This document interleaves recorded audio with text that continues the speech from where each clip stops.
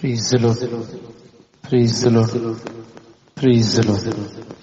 ಪಿತನಿಗೂ ಸುತನಿಗೂ ಮತ್ತು ಪವಿತ್ರ ಆತ್ಮರಿಗೂ ಮಹಿಮೆಯಾಗಲಿ. ಆದಿಯಲ್ಲಿದ್ದ ಹಾಗೆ ಈಗಲೂ ಯಾವಾಗಲೂ ಸದಾ ಕಾಲಕ್ಕೂ ಸ್ತೋತ್ರ ಉಂಟಾಗಲಿ. Praise the Lord. Praise the Lord. Praise the Lord. ಪ್ರಭು ಯೇಸುವಿನಲ್ಲಿ ನನ್ನ ಪ್ರಿಯ ಸಹೋದರ ಸಹೋದರಿಯರೇ, ದೇವರ ಮಕ್ಕಳೇ, ಪ್ರಭು ಯೇಸು ಕ್ರಿಸ್ತರ ಕೃಪಾಶೀರ್ವಾದವು, ಪ್ರೀತಿಯು, ಶಾಂತಿಯು, ಸಮಾಧಾನವು, ಅನ್ಯೋನ್ಯತೆಯು, ಐಕ್ಯತೆಯು, ಪವಿತ್ರಾತ್ಮರ ವರ ಪ್ರಸಾದವು ನಿಮ್ಮೆಲ್ಲರೊಡನೆ ಇರಲಿ. Praise the Lord. Praise the Lord. Praise the Lord. ಪ್ರಿಯರೇ, ಅಮೋಘವಾದಂತಹ ಕ್ಷಣಗಳಾಗಿದೆ ಈ ಕ್ಷಣಗಳು.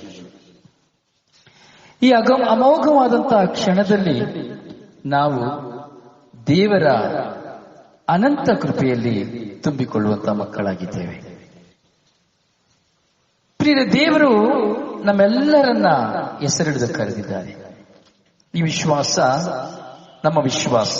ಇದು ಪವಿತ್ರ ಶ್ರೀಗ್ರಂಥದಲ್ಲಿ ದೇವರ ವಾಗ್ದಾನದ ಮೂಲಕವಾಗಿ ನಾವು ಸ್ಮರಿಸುವಂತಹ ವಿಶ್ವಾಸ, ನಾವು ಪಡೆದುಕೊಳ್ಳುವಂತಹ ವಿಶ್ವಾಸ.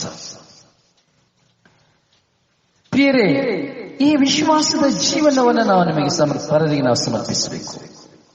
ನನ್ನ ಜೀವನ ಎಷ್ಟರ ಮಟ್ಟಿಗೆ ಶ್ರೇಷ್ಠವಾಗಿದೆ, ನನ್ನ ಜೀವನ ಎಷ್ಟರ ಮಟ್ಟಿಗೆ ದೇವರಿಗೆ ಮೆಚ್ಚುಗೆ ಆಗಿದೆ, ಅಥವಾ ಈ ನನ್ನ ಜೀವನ ಈ ಸಮಾಜಕ್ಕೆ ಎಷ್ಟರ ಮಟ್ಟಿಗೆ ಉಪಯುಕ್ತವಾಗುತ್ತಿದೆ ಎಂಬುದನ್ನ ನಾವು ಆಲೋಚಿಸಬೇಕು.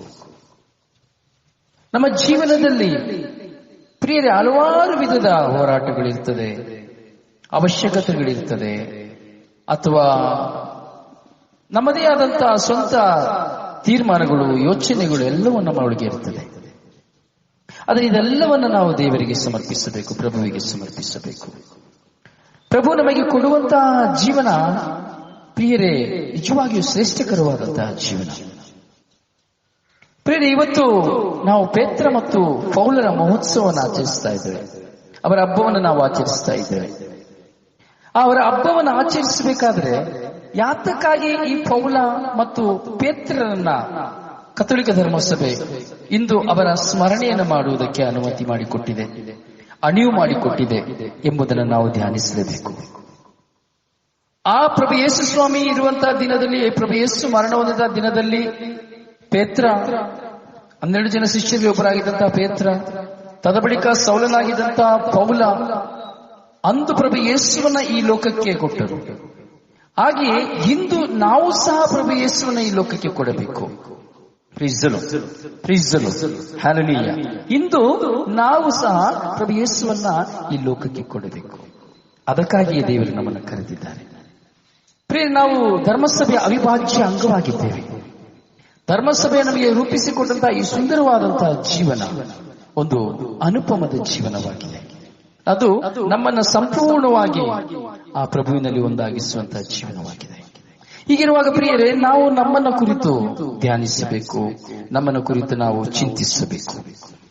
ನಾನು ಈ ಲೋಕದಲ್ಲಿ ಧರ್ಮಸಭೆಗಾಗಿ ಮಾಡುವುದಾದರೆ, ಪ್ರಭು ಯೇಸುವಿಗಾಗಿ ನಾನು ಮಾಡುವುದಾದರೆ, ಅಥವಾ ನನಗಾಗಿ ನಾನು ನನ್ನ ಧರ್ಮಸಭೆಗೆ ಕೊಡುವುದೇನು, ನಾನು ಪ್ರಭು ಯೇಸುವಿಗೆ ಕೊಡುವುದೇನು, ನನ್ನ ಜೀವನ ಪ್ರಭು ಯೇಸುವಿನ ಮುಂದೆ ಯಾವ ವಿಧವಾದ ಜೀವನವಾಗಿದೆ, ನಾನು ಪ್ರಭು ಯೇಸುವಿಗಾಗಿ ನನ್ನ ಜೀವನದಲ್ಲಿ ನಾನು ಏನನ್ನ ಕೊಡುತ್ತಾ ಇದ್ದೇನೆ ಎಂಬುದನ್ನ ನಾವು ಸವಿಸ್ತಾರವಾಗಿ ನಾವು ಧ್ಯಾನಿಸಬೇಕು. ಪ್ರಿಯರೇ, ಹೌದು ಪ್ರಿಯರೇ, ಹೀಗಿರುವಾಗ ನಾವು ನಮ್ಮನ್ನು ಒಂದು ಕ್ಷಣ ಅವಲೋಕಿಸಿಕೊಳ್ಳಬೇಕು. ನಮ್ಮನ್ನ ಕುರಿತು ನಾವೇ ಚಿಂತಿಸಿಕೊಳ್ಳಬೇಕು, ನಾನು ಯಾರಾಗಿದ್ದೇನೆ ಎಂಬುದಾಗಿ. ಪ್ರಿಯರೇ, ಈ ಸುಸಂದರ್ಭದಲ್ಲಿ ನಿಮ್ಮ ಮುಂದೆ ನಾನು ಒಂದು ಚಿಕ್ಕ ಕಥೆಯನ್ನು ಹೇಳಲಿಕ್ಕೆ ನಾನು ಇಷ್ಟಪಡ್ತೇನೆ. ಒಂದು ಪುಟ್ಟ ಕಥೆ. Praise the Lord. ಕೇಳಲಿಕ್ಕೆ ಎಲ್ಲರಿಗೂ ಇಷ್ಟ ಇದೆಯಾ? Praise the Lord. ಹಲ್ಲೆಲೂಯಾ. ಒಂದು ಕುಟುಂಬದಲ್ಲಿ ಹಬ್ಬ ಮಾಡಲಿಕ್ಕೆ ತೀರ್ಮಾನ ಮಾಡ್ತಾರೆ. ಹೀಗೆ ಹಬ್ಬ ಮಾಡಲಿಕ್ಕೆ ತೀರ್ಮಾನ ಮಾಡುವಾಗ ಗಂಡ ಹೋಗಿ ಹೆಂಡತಿಯಲ್ಲಿ ಕೇಳ್ತಾನೆ, ಏನಮ್ಮ ಹಬ್ಬ ಮಾಡಬೇಕು ಅಂತಿದ್ದೇವೆ, ನಾವು ವೆಜಿಟೇರಿಯನ್ ಮಾಡುವ ಅಥವಾ ನಾನ್ ವೆಜಿಟೇರಿಯನ್ ಮಾಡುವ ಎಂಬುದಾಗಿ ಕೇಳ್ತಾರೆ. ಆಗ ಹೆಂಡತಿ ಹೇಳ್ತಾರೆ, ಏನ್ರಿ ಹಬ್ಬ ಮಾಡ್ತಾ ಇದ್ದೇವೆ, ಯಾಕೆ ನಾವು ತರಕಾರಿ ಪದಾರ್ಥ ಮಾಡಬೇಕು, ವೆಜಿಟೇಬಲ್ ಮಾಡಬೇಕು, ಬೇಡ, ಎಲ್ಲರನ್ನ ಕರೆದು ಆಡಂಬರವಾಗಿ ನಾವು ಮಾಂಸದ ಊಟ ಮಾಡುವ, ನಾನ್ ವೆಜಿಟೇರಿಯನ್ ಮಾಡುವ ಎಂಬುದಾಗಿ ಹೇಳ್ತಾರೆ. ಏನ್ ತರುವುದು? ಚಿಕನ್ ತರುವ, ಬಿರಿಯಾನಿ ಮಾಡುವ, ಏನ್ ಮಾಡುವ? ಚಿಕನ್ ಬೇಡ್ರಿ, ತಿಂದು ತಿಂದು ಬೇಸರ ಆಗಿರ್ತದೆ, ಮಟನ್ ತನ್ನಿ, ಮತ್ತೆ ಚಿಕನ್ ಮೊಟ್ಟೆ ತನ್ನಿ ಎಂಬುದಾಗಿ. ಸರಿ, ಇಬ್ಬರು ಮಾತನಾಡ್ತಾರೆ. ಕೊನೆಗೆ ಗಂಡ ಮಾರ್ಕೆಟ್ಗೆ ಹೋಗ್ತಾನೆ, ತನ್ನ ಸ್ನೇಹಿತನ ಅಂಗಡಿಗೆ ಹೋಗ್ತಾನೆ. ಓ ಸೌಕಾರ ಗಣಿ, ನನಗೆ 1,000 ಮೊಟ್ಟೆ ಬೇಕು ಕಣಪ್ಪ, 1,000 ಮೊಟ್ಟೆ ನನಗೆ ನಾಳೆ ಬೇಕು. ಮತ್ತೆ ಮತ್ತೊಬ್ಬ ಸ್ನೇಹಿತರಿಗೆ ನನಗೆ 150 ಕೆಜಿ, ಪಕ್ಕದ ಅಂಗಡಿಯಲ್ಲಿ 150 ಕೆಜಿ ನನಗೆ ಮಾಂಸ ಬೇಕು ಎಂಬುದಾಗಿ ಕೇಳ್ತಾನೆ. ಹೀಗೆ 1000 ಮೊಟ್ಟೆ 150 ಕೆಜಿ ಮಾಂಸವನ್ನ ಕೇಳ್ತಾನೆ. ಓಕೆ, ನಾಳೆ ಕೊಡ್ತೀನಿ ಬನ್ನಿ ಅಣ್ಣ ಅಂತ ಹೇಳ್ತಾರೆ. ಪ್ರಿಯರೇ, ಹೀಗೆ ಹೋಗುವಾಗ ಹೀಗೆ ಮಾತನಾಡುವುದನ್ನ ಈ ಸ್ನೇಹಿತರ ಅಕ್ಕಪಕ್ಕದ ಅಂಗಡಿಯಲ್ಲಿದ್ದಂತ ಕೋಳಿಗಳು ಕೇಳ್ಕೊಂಡ್ ಬಿಡ್ತದೆ, ಈ ಕುರಿನೂ ಸಹ ಕೇಳ್ಕೊಂಡ್ ಬಿಡ್ತದೆ. ಎಲ್ರು ಹೋದ್ಮೇಲೆ ಇವರೊಂದು ಸಂಭಾಷಣೆಯನ್ನು ಮಾಡ್ತಾರೆ. ಕೋಳಿ ಹೇಳ್ತದೆ, ನೋಡುದ, ನಾವು 1000 ಮೊಟ್ಟೆ ಕೊಡ್ತಾ ಇದ್ದೀವಿ, ನೀನ್ ಬರೀ 150 ಕೆಜಿ ಮಾಂಸ ಕೊಡ್ತಾ ಇದೀವಿ, ನೀವು ಅಷ್ಟೇ. ನಾವು ಇಷ್ಟು ಚಿಕ್ಕವರು, ನಾವೇ 1000 ಮೊಟ್ಟೆ ಕೊಡ್ತಾ ಇದೀವಿ, ಇಷ್ಟು ದೊಡ್ಡವರು 150 ಕೆಜಿ ಮಾಂಸ ಕೊಡ್ತಾ ಇದ್ರಿ, ಅಷ್ಟೇ ಅಲ್ಲ ಎಂಬುದಾಗಿ ಟೀಕೆ ಮಾಡ್ತಾರೆ. ಆಗ ಮೌನವಾಗಿದ್ದಂತಹ ಕುರಿ ಹೇಳ್ತದೆ, ಅಪ್ಪ, ನೀನು ಮೊಟ್ಟೆ ಕೊಡ್ತಾ ಇದೀಯಾ, ಆದ್ರೆ ಅದು ನಿನ್ನಲ್ಲಿರುವಂತದ್ದು ಒಂದು ಮೊಟ್ಟೆ. ನೀನು ಮೊಟ್ಟೆ ಇಟ್ರು, ಮೊಟ್ಟೆ ಕೊಟ್ರು ಇನ್ನೊಂದು ಮೊಟ್ಟೆ ನೀನು ಹಾಕಬಹುದು. ನಿನ್ನ ದೇಹದಲ್ಲಿಂದ ಅದು ಒಂದು ಹೊರಬರುವಂತ ಒಂದು ಅವಿಭಾಜ್ಯ ಅಂಗವಾಗಿದೆ. ಅದರಿಂದ ಅದು ಮತ್ತೆ ಕೊಟ್ರುವೆ ನೀನು ಮತ್ತೆ ಅದನ್ನ ಪಡ್ಕೊಳ್ಬಹುದು. ಆದರೆ ನಾವು ಹಾಗೆ ಇಲ್ಲ, ನಮ್ಮ ಮಾಂಸವನ್ನೇ ನಾವು ಕೊಟ್ಟು ಬಿಡ್ತಾ ಇದ್ದೇವೆ. ನಾವು ಕೊಟ್ಬಿಟ್ರೆ ಈ ಲೋಕದಲ್ಲಿ ನಾವಿರುವುದಿಲ್ಲ, ಸತ್ತು ಹೋಗ್ತೇವೆ. ನಾವು ನಮ್ಮ ಮಾಂಸವನ್ನೇ ಸಂಪೂರ್ಣವಾಗಿ ತಿನ್ಲಿಕ್ಕೆ ಕೊಡ್ತಾ ಇದ್ದೇವೆ. ನೀನಾದ್ರೂ ಇವತ್ತು ಹಾಕಿದ ಮೊಟ್ಟೆ ತಿರ್ಗಾ ನಾಳಿನ ಮೊಟ್ಟೆ ಹಾಕಬಹುದು ಎಂಬುದಾಗಿ ಈ ಕುರಿ ಆ ಕೋಳಿಯನ್ನು ಕುರಿತು ಹೇಳ್ತದೆ. ಹೀಗೆ ನಮ್ಮ ಜೀವನವನ್ನ ಸಂಪೂರ್ಣವಾಗಿ ನಾವು ಪ್ರಭುವಿಗೆ ಒಪ್ಪಿಸಿಕೊಡಬೇಕು. ಪ್ರಭು ಯೇಸು ಕ್ರಿಸ್ತರಿಗಾಗಿ ನನ್ನ ಜೀವವನ್ನು ಒಪ್ಪಿಸಿಕೊಡಬೇಕು. ಪ್ರಭು ಯೇಸು ಕ್ರಿಸ್ತರಿಗಾಗಿ ನನ್ನ ಜೀವನವನ್ನು ಒಪ್ಪಿಸಿಕೊಡಬೇಕು. ಸ್ವರ್ಗ ರಾಜ್ಯ ಸಾರುವುದಕ್ಕಾಗಿ ನನ್ನ ಎಫರ್ಟ್ಸ್ ನಾನು ಕೊಡಬೇಕು. ಹೀಗೆ ಆ ಕುರಿಯಂತೆ ತನ್ನನ್ನೇ ಸಂಪೂರ್ಣವಾಗಿ ಸಮರ್ಪಿಸಿಕೊಡುವಂತಹ ಜೀವನವೇ ನಿಜವಾದ ಆಧ್ಯಾತ್ಮಿಕತೆಯ ಜೀವನದ ಪೂರ್ತೀಕರಣ. ಪ್ರಭು ಯೇಸು ತನ್ನನ್ನೇ ಸಮರ್ಪಿಸಿದರು, ಆ ಕುರಿಯಂತೆ ತನ್ನನ್ನೇ ಸಮರ್ಪಿಸಿದರು, ಮಾಂಸವಾಗಿಯೇ ಸಮರ್ಪಿಸಿದರು, ರಕ್ತವಾಗಿಯೇ ಸಮರ್ಪಿಸಿದರು. ನಾವು ಒಂದು ಕುರಿ ಕೋಳಿಯ ಕಥೆ ಎಂಬುದಾಗಿ ಎಣಿಸಬಹುದು. ಆದ್ರೆ ಈ ಕಥೆಯಲ್ಲಿ ಬರುವಂತಹ ನಿದರ್ಶನವನ್ನು ನಾವು ಧ್ಯಾನಿಸುವುದಾದರೆ ಪ್ರಿಯರೇ, ಆಳ, ಅರ್ಥ, ವಾಕ್ಯ ಶಕ್ತಿಯುತವಾದದ್ದು. ಪ್ರೀಸರು ಪ್ರೀಸರು ಪ್ರೀಸರು.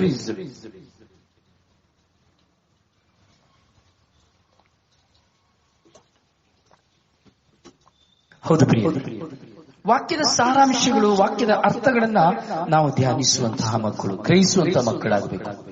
ಬರೀ ಒಂದು ಕಿವಿಯಲ್ಲಿ ಕೇಳಿ ಇನ್ನೊಂದು ಕಿವಿಯಲ್ಲಿ ಬಿಟ್ಟು ಬಿಡುವಂತಹ ಮಕ್ಕಳಲ್ಲ. ಪ್ರಿಯರೇ, ಹೀಗೆ ನಮ್ಮ ಜೀವನ ಶ್ರೇಷ್ಠಕರವಾದಂತಹ ಜೀವನ.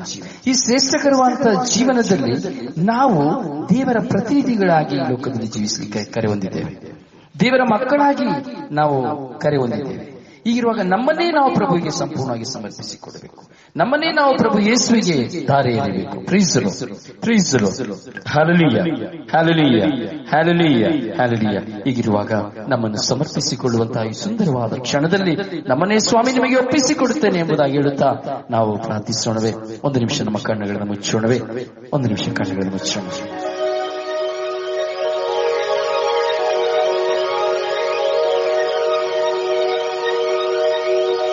ಸಮರ್ಪಣೆಯ ಸಮಯವಾಯಿತು, ಸಮರ್ಪಿಸಿರಿ ಸಕಲವಾ. ದೇವ ನಿಮ್ಮಲ್ಲಿ ಕೇಳುವ ಸಕಲವಾ ನೀಡಲು ಸಿದ್ಧರಾಗಿರಿ. ಸಮರ್ಪಣೆಯ ಸಮಯವಾಯಿತು, ಸಮರ್ಪಿಸಿರಿ ಸಕಲವಾ. ದೇವ ನಿಮ್ಮಲ್ಲಿ ಕೇಳುವ ಸಕಲವಾ ನೀಡಲು ಸಿದ್ಧರಾಗಿರಿ.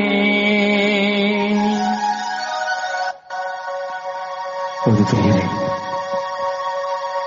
ಸಕಲವನ್ನ ಸಮರ್ಪಿಸುವಂತಹ ದೇವರು, ಹಾಗೆಯೇ ನಮ್ಮನ್ನು ತನಗಾಗಿ ಸಮರ್ಪಿಸಲು ಕೇಳಿಕೊಳ್ಳುವಂತಹ ದೇವರು. ಈ ಲೋಕಕ್ಕೆ ನೀನೇ ಜ್ಯೋತಿ, ಈ ಲೋಕಕ್ಕೆ ನೀನೇ, ಈ ಧರೆಗೆ ನೀನೇ ಉಪ್ಪು ಎಂಬುದಾಗಿ, ನೀನೇ ದೇವರು ಎಂಬುದಾಗಿ ಆ ಪ್ರಭುವಿಗೆ ನಮ್ಮನ್ನು ಸಮರ್ಪಿಸೋಣ. ಓ ಪ್ರಭು ದೇವಾ,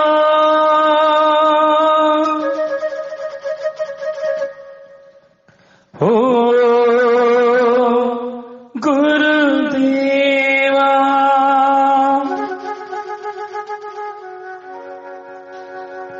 ನನ್ನ ಸಮರ್ಪಿಸುವೆ,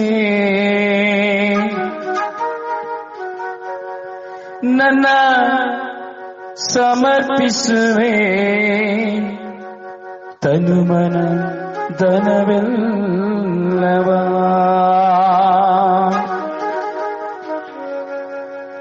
ಜೀವ ನೀಡಿದ ಜೀವ ಜ್ಯೋತಿ ನೀನೇ, ಪ್ರಾಣ ನೀಡಿದ ಪ್ರಾಣದಾತನು ನೀನೇ. ಕರುಣಿಸಿ ಓ ನನ್ನ ಪ್ರಭುವೇ, ಕರುಣಿಸಿ ಓ ನನ್ನ ಗುರುವೇ. ನಿನಗಾಗಿ ಜೀವಿಸಲು, ನಿನಗಾಗಿ ಸಾಕ್ಷಿಯಾಗಲು,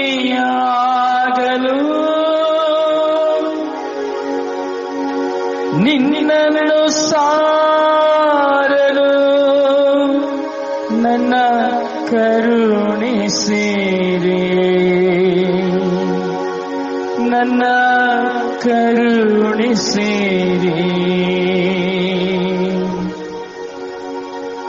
ಹೌದು ಸ್ವಾಮಿ ದೇವ, ನಮ್ಮನ್ನು ಕರುಣಿಸಿರಿ ಸ್ವಾಮಿ. ನಿಮಗಾಗಿ ಜೀವಿಸಲು, ನಿಮ್ಮೊಂದಿಗೆ ಜೀವಿಸಲು, ನಿಮ್ಮನ್ನೇ ಲೋಕಕ್ಕೆ ಸಾರಿ ನಡೆಯಲು ಸ್ವಾಮಿ ನನ್ನನ್ನು ಅನುಗ್ರಹಿಸಿರಿ ರಾಜ.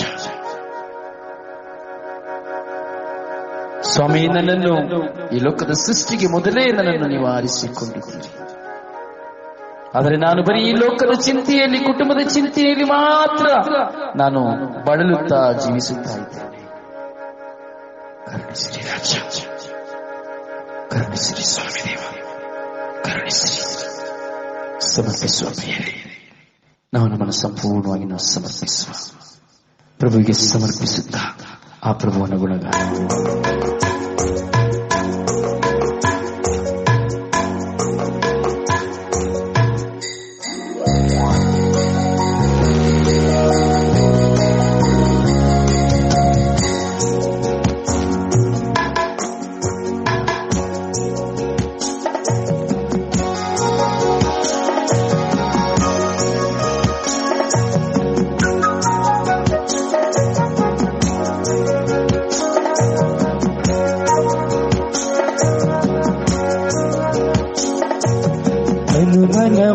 ಅರ್ಪಿಸುವೆ ದೇವಾ, ಸ್ವೀಕರಿಸಿ ನೀ ಹರಸು ದೇವಾ.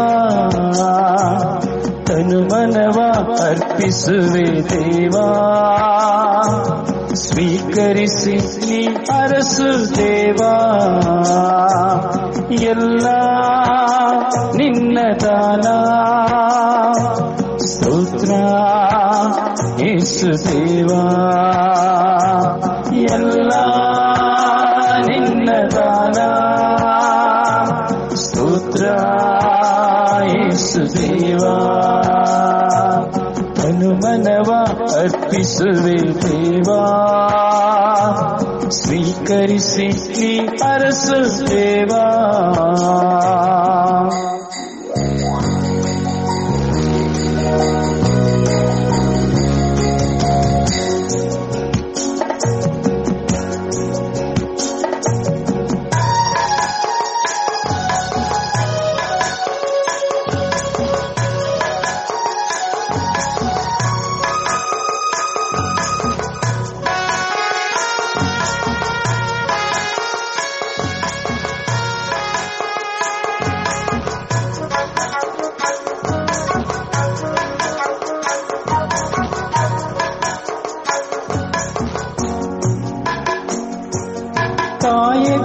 ಲೋಕದಲ್ಲಿ ಜೀವರೂಪ ಕೊಟ್ಟೆ, ಗರ್ಭದಲ್ಲಿ ನನಗೆ ಜ್ಞಾನ ಬುದ್ಧಿಯ ನಿಟ್ಟೆ.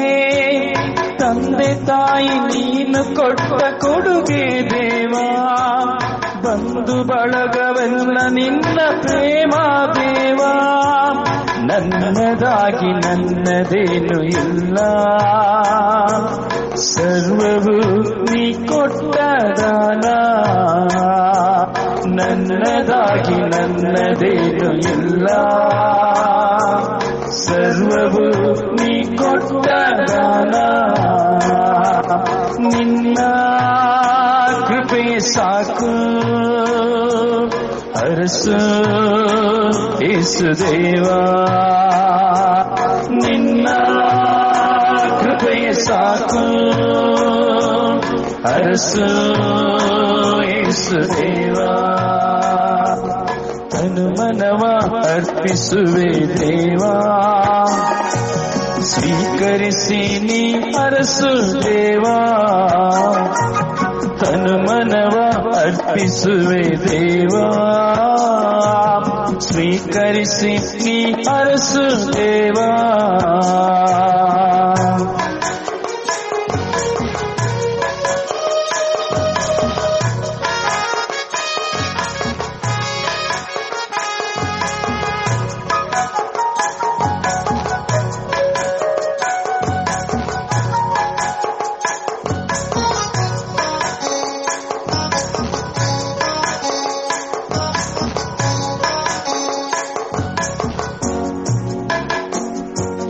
ಗಾಳಿ ಬೆಳಕು ನೀರು ನಿನ್ನ ದಯೆಯೇ ದೇವಾ, ಅನುದಿನವೂ ಆಹಾರ ಕರುಣೆಯ ದೇವಾ. ಪ್ರತಿದಿನವೂ ನೀ ನನ್ನ ಪ್ರೇಮ ಹೊಸತು, ಪ್ರತಿ ಕ್ಷಣವೂ ಕಾಯುತ್ತಿರುವ ನೀನೇ ದೇವಾ. ಅರ್ಪಿಸುವೆ ಅರ್ಪಿಸುವೆ ನನ್ನ ದುಃಖ ಭಾರ, ಸ್ವೀಕರಿಸು ನನ್ನೇಸು ದೇವಾ. ಅರ್ಪಿಸುವೆ ನನ್ನ ದುಃಖ ಭಾರ, ಸ್ವೀಕರಿಸು ನನ್ನೇಸು ದೇವಾ. ಮುಕ್ತಿ ಮುಕ್ತಿ ನೀನು ದೇವಾ, ಸ್ತೋತ್ರ ಯೇಸುದೇವಾ. ಮುಕ್ತಿ ನೀನು ದೇವಾ, ಸ್ತೋತ್ರ ಯೇಸುದೇವಾ. ತನು ಮನವ ಅರ್ಪಿಸುವೆ ದೇವಾ, ಸ್ವೀಕರಿಸಿ ನೀ ಅರಸು ದೇವಾ. ತನು ಮನವ ಅರ್ಪಿಸುವೆ ದೇವಾ, ಸ್ವೀಕರಿಸಿ ನೀ ಅರಸು ದೇವಾ. ಎಲ್ಲ ನಿನ್ನ ದಾನ, ಸ್ತೋತ್ರ ಯೇಸುದೇವಾ. ಎಲ್ಲ ನಿನ್ನ ದಾನ, ಸ್ತೋತ್ರ ಯೇಸುದೇವಾ. ಎಲ್ಲ ನಿನ್ನ ದಾನ, ಸ್ತೋತ್ರ ಯೇಸುದೇವಾ. Praise the Lord. Praise the Lord. Praise the Lord. ಹೌದು ಪ್ರಿಯರೇ, ಎಲ್ಲ ದಾನವು ಆತನಿದೆ. ನಾವು ಆತನಿಗೆ ಸ್ತೋತ್ರವನ್ನು ಹೇಳುವುದಕ್ಕಾಗಿ ಮಾತ್ರ ಈ ಲೋಕದಲ್ಲಿದ್ದೇವೆ. ನಮ್ಮನ್ನು ಸಮರ್ಪಿಸಿಕೊಳ್ಳುವುದಕ್ಕಾಗಿ, ನಮ್ಮನ್ನು ಸಂಪೂರ್ಣವಾಗಿ ನಾವು ಸಮರ್ಪಿಸಿಕೊಳ್ಳುವುದಕ್ಕಾಗಿ. ಪ್ರಿಯರೇ, ಪ್ರೇಷಿತರ ಕಾರ್ಯಕಲಾಪಗಳಲ್ಲಿ 12ನೇ ಅಧ್ಯಾಯದಲ್ಲಿ ಒಂದು ವಾಕ್ಯಗಳಿಂದ ನಾವು ಧ್ಯಾನಿಸುವುದುಂಟು. ಇಂದು ನಾವು ಪೌಲ ಹಾಗೂ ಪೇತ್ರನ ಮಹೋತ್ಸವವನ್ನು ನಾವು ಆಚರಿಸ್ತಾ ಇದ್ದೇವೆ. ಪ್ರಿಯ, ಸುಮಾರು 67% ಇವರಿಬ್ಬರನ್ನ ಧರ್ಮಸಭೆಯ 2 ಆಧಾರ ಸ್ತಂಭಗಳು ಎಂಬುದಾಗಿ ಹೇಳಬಹುದು. ಮಾತ್ರವಲ್ಲ, ಸ್ವರ್ಗದ ಹಾದಿಗೆ ಬೆಳಕನ್ನ ತೋರುವಂತ ದೀಪಗಳು ಎಂಬುದಾಗಿ ಹೇಳಬಹುದು. ಹಾಗೆಯೇ ಸಹ ಗೌರವಿಸುತ್ತದೆ ಕಥೋಲಿಕ ಧರ್ಮಸಭೆ. ಪ್ರಭು ಯೇಸುವನ್ನ ಹೆಚ್ಚೆಚ್ಚಾಗಿ ಪ್ರಚಾರ ಮಾಡಿದವರು ಇವರಿಬ್ಬರೇ. ಸಂತ ಪೇತ್ರ ಪ್ರೇಷಿತರ ನಾಯಕರಾಗಿ ಧರ್ಮಸಭೆಯನ್ನು ಮುನ್ನಡೆಸಿದರು. ಸಂತ ಪೌಲ ಕ್ರೈಸ್ತ ಧರ್ಮದ ಕಂಡ ಶ್ರೇಷ್ಠ ಧಾರ್ಮಿಕ ಮೇಧಾವಿ, ಕ್ರೈಸ್ತ ಧರ್ಮ ಕಂಡಂತ ಶ್ರೇಷ್ಠ ಧಾರ್ಮಿಕ ಮೇಧಾವಿ. ಸಂತ ಪೌಲರು ನಾವೆಣಿಸುವಾಗಿಲ್ಲ, ತುಂಬಾ ಮೇಧಾವಿ, ಜ್ಞಾನವಂತರು, ಧರ್ಮ ಪಂಡಿತರು, ಕ್ರೈಸ್ತ ವಿರೋಧಿಯೂ ಸಹ ಆಗಿದ್ರು. ನೀರೋ ಅರಸನು ಪೇತ್ರನನ್ನ ತಲೆ ಕೆಳಗಾಗಿ ಶಿಲುಬೆಗೆ ಏರಿಸಿ ಪೌಲನನ್ನ ಶಿರಚ್ಛೇದನ ಮಾಡಿಸುವುದನ್ನು ನಾವು ನೋಡ್ತೇವೆ. ಈಗ ಇಬ್ಬರು ಸಹ ರಕ್ತಸಾಕ್ಷಿಗಳಾಗಿ ಪ್ರಭು ಯೇಸುವಿಗೆ ಮರಣ ಹೊಂದಿದವರು. ಪ್ರಿಯರೇ, ಈ ಸಂತರುಗಳಾದಂತಹ ಪೇತ್ರ ಮತ್ತು ಪೌಲರು ಧರ್ಮಸಭೆಯ ಬಂಡೆಗಳು, ಹೆಬ್ಬಂಡೆಗಳು. ಇವರಿಬ್ಬರ ಈ ಪಾಲನ ನಾಯಕತ್ವ ಶುಭ ಸಂದೇಶವನ್ನು ಸಾರುವ ಕಾರ್ಯದಲ್ಲಿ ಒಂದು ಕಿಚ್ಚು ಹಾಕು ಎಂತ ಹೇಳಿದ್ರು, ಶಕ್ತವಾದಂತಹ ಬೋಧನೆ, ಶಕ್ತಿಯುತವಾದಂತಹ ಜೀವನ ಹಾಗೂ ವಿಶ್ವಾಸದ ಅವರ ಆ ಒಂದು ಆಕರ್ಷಣೆಯ ಈ ಲೋಕದಲ್ಲಿ ಪ್ರಸಾರವಾಯಿತು. ನಾವು ಪೇತ್ರನನ್ನು ನೋಡಬಹುದು. ಅವನೊಬ್ಬ ಮೀನು ಹಿಡಿಯುವವನು, ಏನು ಬುದ್ಧಿ ಇಲ್ಲದೆ, ತಿಳುವಳಿಕೆ ಇಲ್ಲದೆ, ಬರೀ ಬೆಳಿಗ್ಗೆ ಎದ್ದು ರಾತ್ರಿ ತನಕ ಮೀನು ಹಿಡಿತಾ ಇದ್ದವನು, ಅಥವಾ ರಾತ್ರಿ ಹೋಗಿ ಬೆಳಗ್ಗೆ ತನಕ ಮೀನು ಹಿಡಿತದಂತಹ ವ್ಯಕ್ತಿ. ಆದರೆ ಪೌಲನನ್ನು ನಾವು ನೋಡ್ತೇವೆ, ಅವನೊಬ್ಬ ಪರಿಸಾಯನಾಗಿದ್ದ.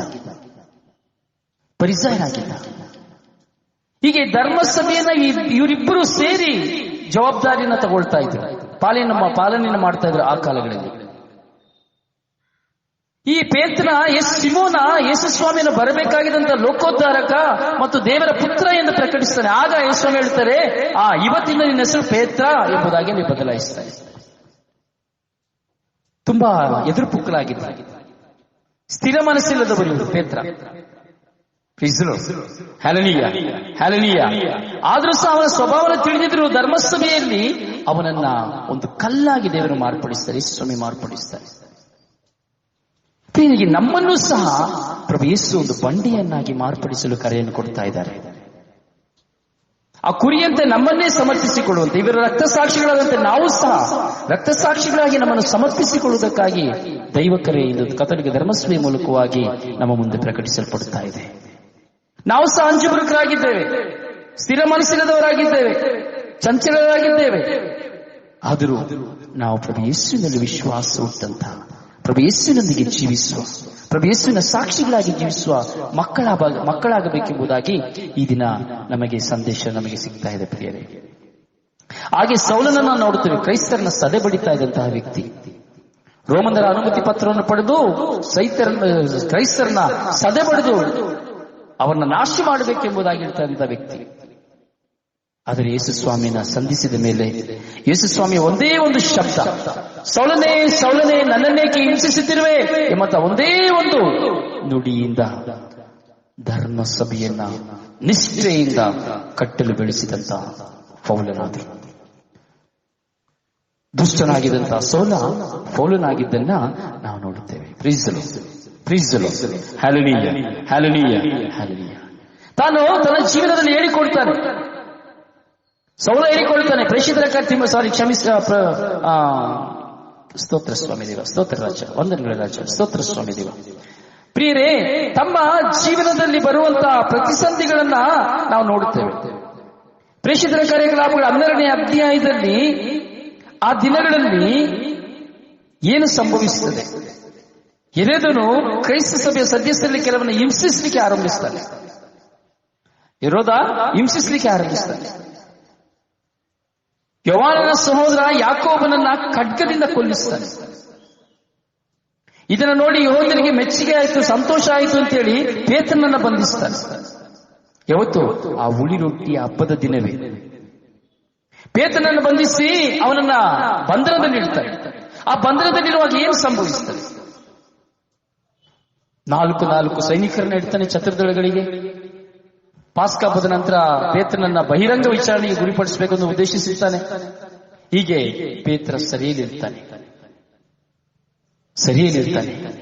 ಆದರೆ ಈ ಸರಿಯಲ್ಲಿರುವಂತಹ ಪೇತ್ರನಿಗಾಗಿ ಸಮೂಹ ಹಾಗೂ ಸಭೆ, ಪ್ರಾರ್ಥನಾ ತಂಡ ಶ್ರದ್ಧೆಯಿಂದ ದೇವರಿಗಾಗಿ ಪ್ರಾರ್ಥಿಸ್ತಾ ಇರ್ತದೆ, ದೇವರಿಗೆ ಪ್ರಾರ್ಥಿಸ್ತಾ ಇರ್ತಾರೆ. ಈ ಪ್ರಾರ್ಥಿಸಬೇಕಾದ್ರೆ ನಾನು ನೋಡುದು ಪ್ರಿಯರೇ, ಹೆರೋದನ ಮುಂದೆ ಪೇತ್ರನ ತರಬೇಕು ಅಂತ ಹೇಳ್ಬೇಕಾದ್ರೆ ಏನು ಸಂಭವಿಸಿತು ನೋಡಿ. ಇಬ್ರು ಸೈನಿಕರ ನಡುವೆ ನಿದ್ರಿಸ್ತಾ ಇರ್ತಾರೆ. ಅವನ್ನ 2 ಸರ್ಪಗಳಿಂದ ಕಟ್ಟಿ ಹಾಕಿರ್ತಾರೆ. ಅವರಿಗೆ ಸೆರೆಮನಿಯಲ್ಲಿ ಕಾವಲಾಗಿರ್ತಾರೆ. ಆ ಕ್ಷಣ ಏನಾಗ್ತದೆ? ದೇವದೂತರು ಕಾಣಿಸಿಕೊಳ್ಳುವಾಗ ವಿಸ್ಮಯಕಾರಿ. ಅವರಿರುವಂತ ಎಲ್ಲ ಸ್ಥಳ ಬೆಳಕಾಗಿ ಮಾರ್ಪಾಡಾಗ್ತದೆ. ಪೇತ್ರ ಮಲಗಿರ್ತಾನೆ. ಈ ಪೇತ್ರ ಮಲಗಿರ್ಬೇಕಾದ್ರೆ ಹೋಗಿ ದೂತರು ಏನ್ ಮಾಡ್ತಾರೆ? ಭುಜವನ್ನ ತಟ್ಟಿ ಎಬ್ಬಿಸ್ತಾರೆ. ಬೇಗ ಹೇಳು, ಬೇಗ ಹೇಳು ಎಂದು ಹೇಳಿದ ತಕ್ಷಣ ಪೇತ್ರನ ಕೈಗಳಲ್ಲಿ ಕಟ್ಟಿದಂತ ಎಲ್ಲ ಸರಪಣಿಗಳು ಕಳಚಿ ಬೀಳ್ತದೆ. ದೂತ ಹೇಳ್ತಾನೆ, ಸರಿ ನೀನು ಬಟ್ಟೆ ಹಾಕು, ಬೆತ್ತಲೆ ಆಗಿದೆಯಾ, ಬಟ್ಟೆ ಹಾಕು, ಚಪ್ಪಲಿ ಹಾಕು ಎಂಬುದಾಗಿ ಹೇಳ್ತಾನೆ. ಆಮೇಲೆ ದೂತ ಹೇಳ್ತಾನೆ, ಮತ್ತೆ ನಿನ್ನ ಮೇಲೆ ಹಾಕೊಳ್ತೀಯಲ್ಲ ಒದಿಕೆ, ಅದನ್ನು ಒದ್ಕೊಂಡು ನನ್ನ ಜೊತೆ ಬಾ. ನೋಡಿ, ದೂತನು ಹೇಳುವಂತಹ ನುಡಿಗಳು. ಎದ್ದೇಳು ಎಂಬುದಾಗಿ ಎಬ್ಬಿಸುತ್ತಾನೆ. ದರ್ಶನವನ್ನು ಕೊಡುತ್ತಾನೆ. ಎದ್ದೇಳು ಎಂಬುದಾಗಿ ಎಬ್ಬಿಸುತ್ತಾನೆ. ಕೈಗಳಲ್ಲಿರುವಂತಹ ಕಟ್ಟುಗಳು ಸರಪಳಿಯಲ್ಲಿ ಬಿಚ್ಚಿ ಹೋಗ್ತದೆ. ಬಟ್ಟೆಯನ್ನು ತೊಟ್ಟುಕೋ ಎಂಬುದಾಗಿ ಹೇಳುತ್ತಾನೆ. ಪಾದರಕ್ಷೆಯನ್ನು ಮೆಟ್ಟಿಕೋ ಎಂಬುದಾಗಿ ಹೇಳುತ್ತಾನೆ. ಮೇಲೊದಿಕೆಯನ್ನು ಒದ್ದುಕೋ ಎಂಬುದಾಗಿ ಹೇಳುತ್ತಾನೆ. ಬಾದನ ಜೊತೆ ಎಂಬುದಾಗಿ ಹೇಳುತ್ತಾನೆ. ಹೀಗೆ ಹೋಗುವಾಗ ಇನ್ನೊಂದು ಏನು ಸಂಭವಿಸುತ್ತದೆ? ಪಟ್ಟಣದ ಕಡೆ ಇದ್ದಂತ ಒಂದು ಕಬ್ಬಿಣದ ದೊಡ್ಡ ದ್ವಾರ ಇರ್ತದೆ. ಊರೊಳಗಡೆ ಹೋಗಬೇಕು ಅಂತ ಹೇಳಿದ್ರು. ಯಾರ ಅನುಮತಿ ಇಲ್ಲದೆ ಹೋಗ್ಲಿಕ್ಕೆ ಆಗುದಿಲ್ಲ, ಅದು ಬೀಗ ಹಾಕಿರ್ತದೆ. ಆಗ ಪಟ್ಟಣ ಕಡೆಯಿಂದ ಕಬ್ಬಿಣದ ದ್ವಾರದ ಬಳಿ ಬರುವಾಗ ಆ ದ್ವಾರ ತನ್ನಷ್ಟಕ್ಕೆ ತಾನೇ ತೆರೀತದೆ, ಹೊರಗೆ ಬರ್ತಾರೆ. ಆ ಕ್ಷಣ ದೂತನು ಪೇತ್ರನನ್ನು ಬಿಟ್ಟು ಕಣ್ಮರೆಯಾಗಿ ಹೋಗ್ಬಿಡ್ತಾರೆ. ಆದರೆ ಇದನ್ನ ಹೊರಗೆ ಬಂದಾಗ ಪೇತ್ರನ ಒಳಕಣ್ಣುಗಳು ತೆರೆಯಲ್ಪಡುತ್ತದೆ, ಹೊರ ಕಣ್ಣುಗಳು ತೆರೆಯಲ್ಪಡುತ್ತದೆ. ಏನು ಸಂಭವಿಸಿತು? ಇದು ನಡೆದಿದ್ದು ಸತ್ಯನ? ಇಷ್ಟು ಆಗಿದ್ದು ನಿಜನ? ದೇವರು ದೂತರನ್ನ ಕಳುಹಿಸಿ, ಪ್ರಭು ಯೇಸು ದೂತರನ್ನ ಕಳುಹಿಸಿ ಹೆರೋದನ ಕೈಯಿಂದ ಯೆಹೂದ್ಯರು ಮಾಡಬೇಕೆಂದು ಕೇಡಿನಿಂದ ನನ್ನನ್ನು ಕಾಪಾಡಿದ್ದಾರೆ ಎಂಬುದಾಗಿ ದೇವರಿಗೆ ಸ್ತೋತ್ರವನ್ನು ಸಲ್ಲಿಸುತ್ತಾನೆ. ಪ್ರಭುವಿನ ಮಹಿಮೆಯನ್ನ ಅವನು ಕಂಡುಕೊಳ್ಳುತ್ತಾನೆ. ಪ್ರಿಯರೇ, ನಮ್ಮ ಜೀವನದಲ್ಲಿಯೂ ಸಹ ನಾವು ಬಂಧನದಲ್ಲಿ ಇರುತ್ತೇವೆ. ಆ ಕಟ್ಟಿ ಹಾಕಲ್ಪಟ್ಟಂತ ಬಂಧನದಲ್ಲಿ ಅಲ್ಲ, ಸೆರೆವಾಸದ ಬಂಧನದಲ್ಲಿ ಅಲ್ಲ, ಕೊಲ್ಲುವಂತ ನ್ಯಾಯ ತೀರ್ಪಿಗೆ ಗುರಿಪಡಿಸುವಂತಹ ಬಂಧನದಲ್ಲ, ಈ ಪ್ರಾಪಂಚಿಕವಾದ ಬಂಧನದಲ್ಲಿದ್ದೇವೆ. ಈ ಪ್ರಾಪಂಚಿಕವಾದ ಬಂಧನಗಳಲ್ಲಿ ನಾವು ಹೋರಾಟಕ್ಕೆ ಸಿಲುಕಿ ನಮ್ಮ ಸಮಾಧಾನ, ಶಾಂತಿ, ನೆಮ್ಮದಿಯೆಲ್ಲವನ್ನು ಕಳೆದುಕೊಂಡಿದ್ದೇವೆ. ಇವೆಲ್ಲವೂ ಒಂದು ಬಂಧನ. ಅಲ್ಲಿ ಸಹೋದರನ್ನ ಕಬ್ಬಿಣದ ಸರಪಳಿಯಿಂದ ಬಂಧಿಸಿದೆ. ಇವತ್ತು ನಮ್ಮ ಮನಸ್ಸುಗಳನ್ನು ಬಂಧಿಸಿದೆ, ನಮ್ಮ ಹೃದಯಗಳನ್ನು ಬಂಧಿಸಿದೆ. ಕೈಗಳನ್ನು ಬಂಧಿಸಿತು, ಇಲ್ಲಿ ನಮ್ಮ ಮನಸ್ಸುಗಳನ್ನು, ನಮ್ಮ ಹೃದಯವನ್ನ ಬಂಧಿಸಲ್ಪಟ್ಟಿದೆ. ನಾವು ಬೆತ್ತಲೆಯಾಗಿದ್ದೇವೆ. ಬೆತ್ತಲೆ ಅಂದ್ರೆ ದೈಹಿಕವಾಗಿರುವಂತಹ ಮಾಂಸದ ಬೆತ್ತಲೆ ಅಲ್ಲ, ಆಧ್ಯಾತ್ಮಿಕವಿಲ್ಲದ ಬೆತ್ತಲೆಯಾಗಿದ್ದೇವೆ. ಆಧ್ಯಾತ್ಮಿಕವಾದ ವಸ್ತ್ರಗಳು ನಾವು ಧರಿಸಿಕೊಂಡಿಲ್ಲ, ಆಧ್ಯಾತ್ಮಿಕವಾದಂತಹ ಪಾದರಕ್ಷೆಗಳನ್ನು ನಾವು ತೊಟ್ಟುಕೊಂಡಿಲ್ಲ.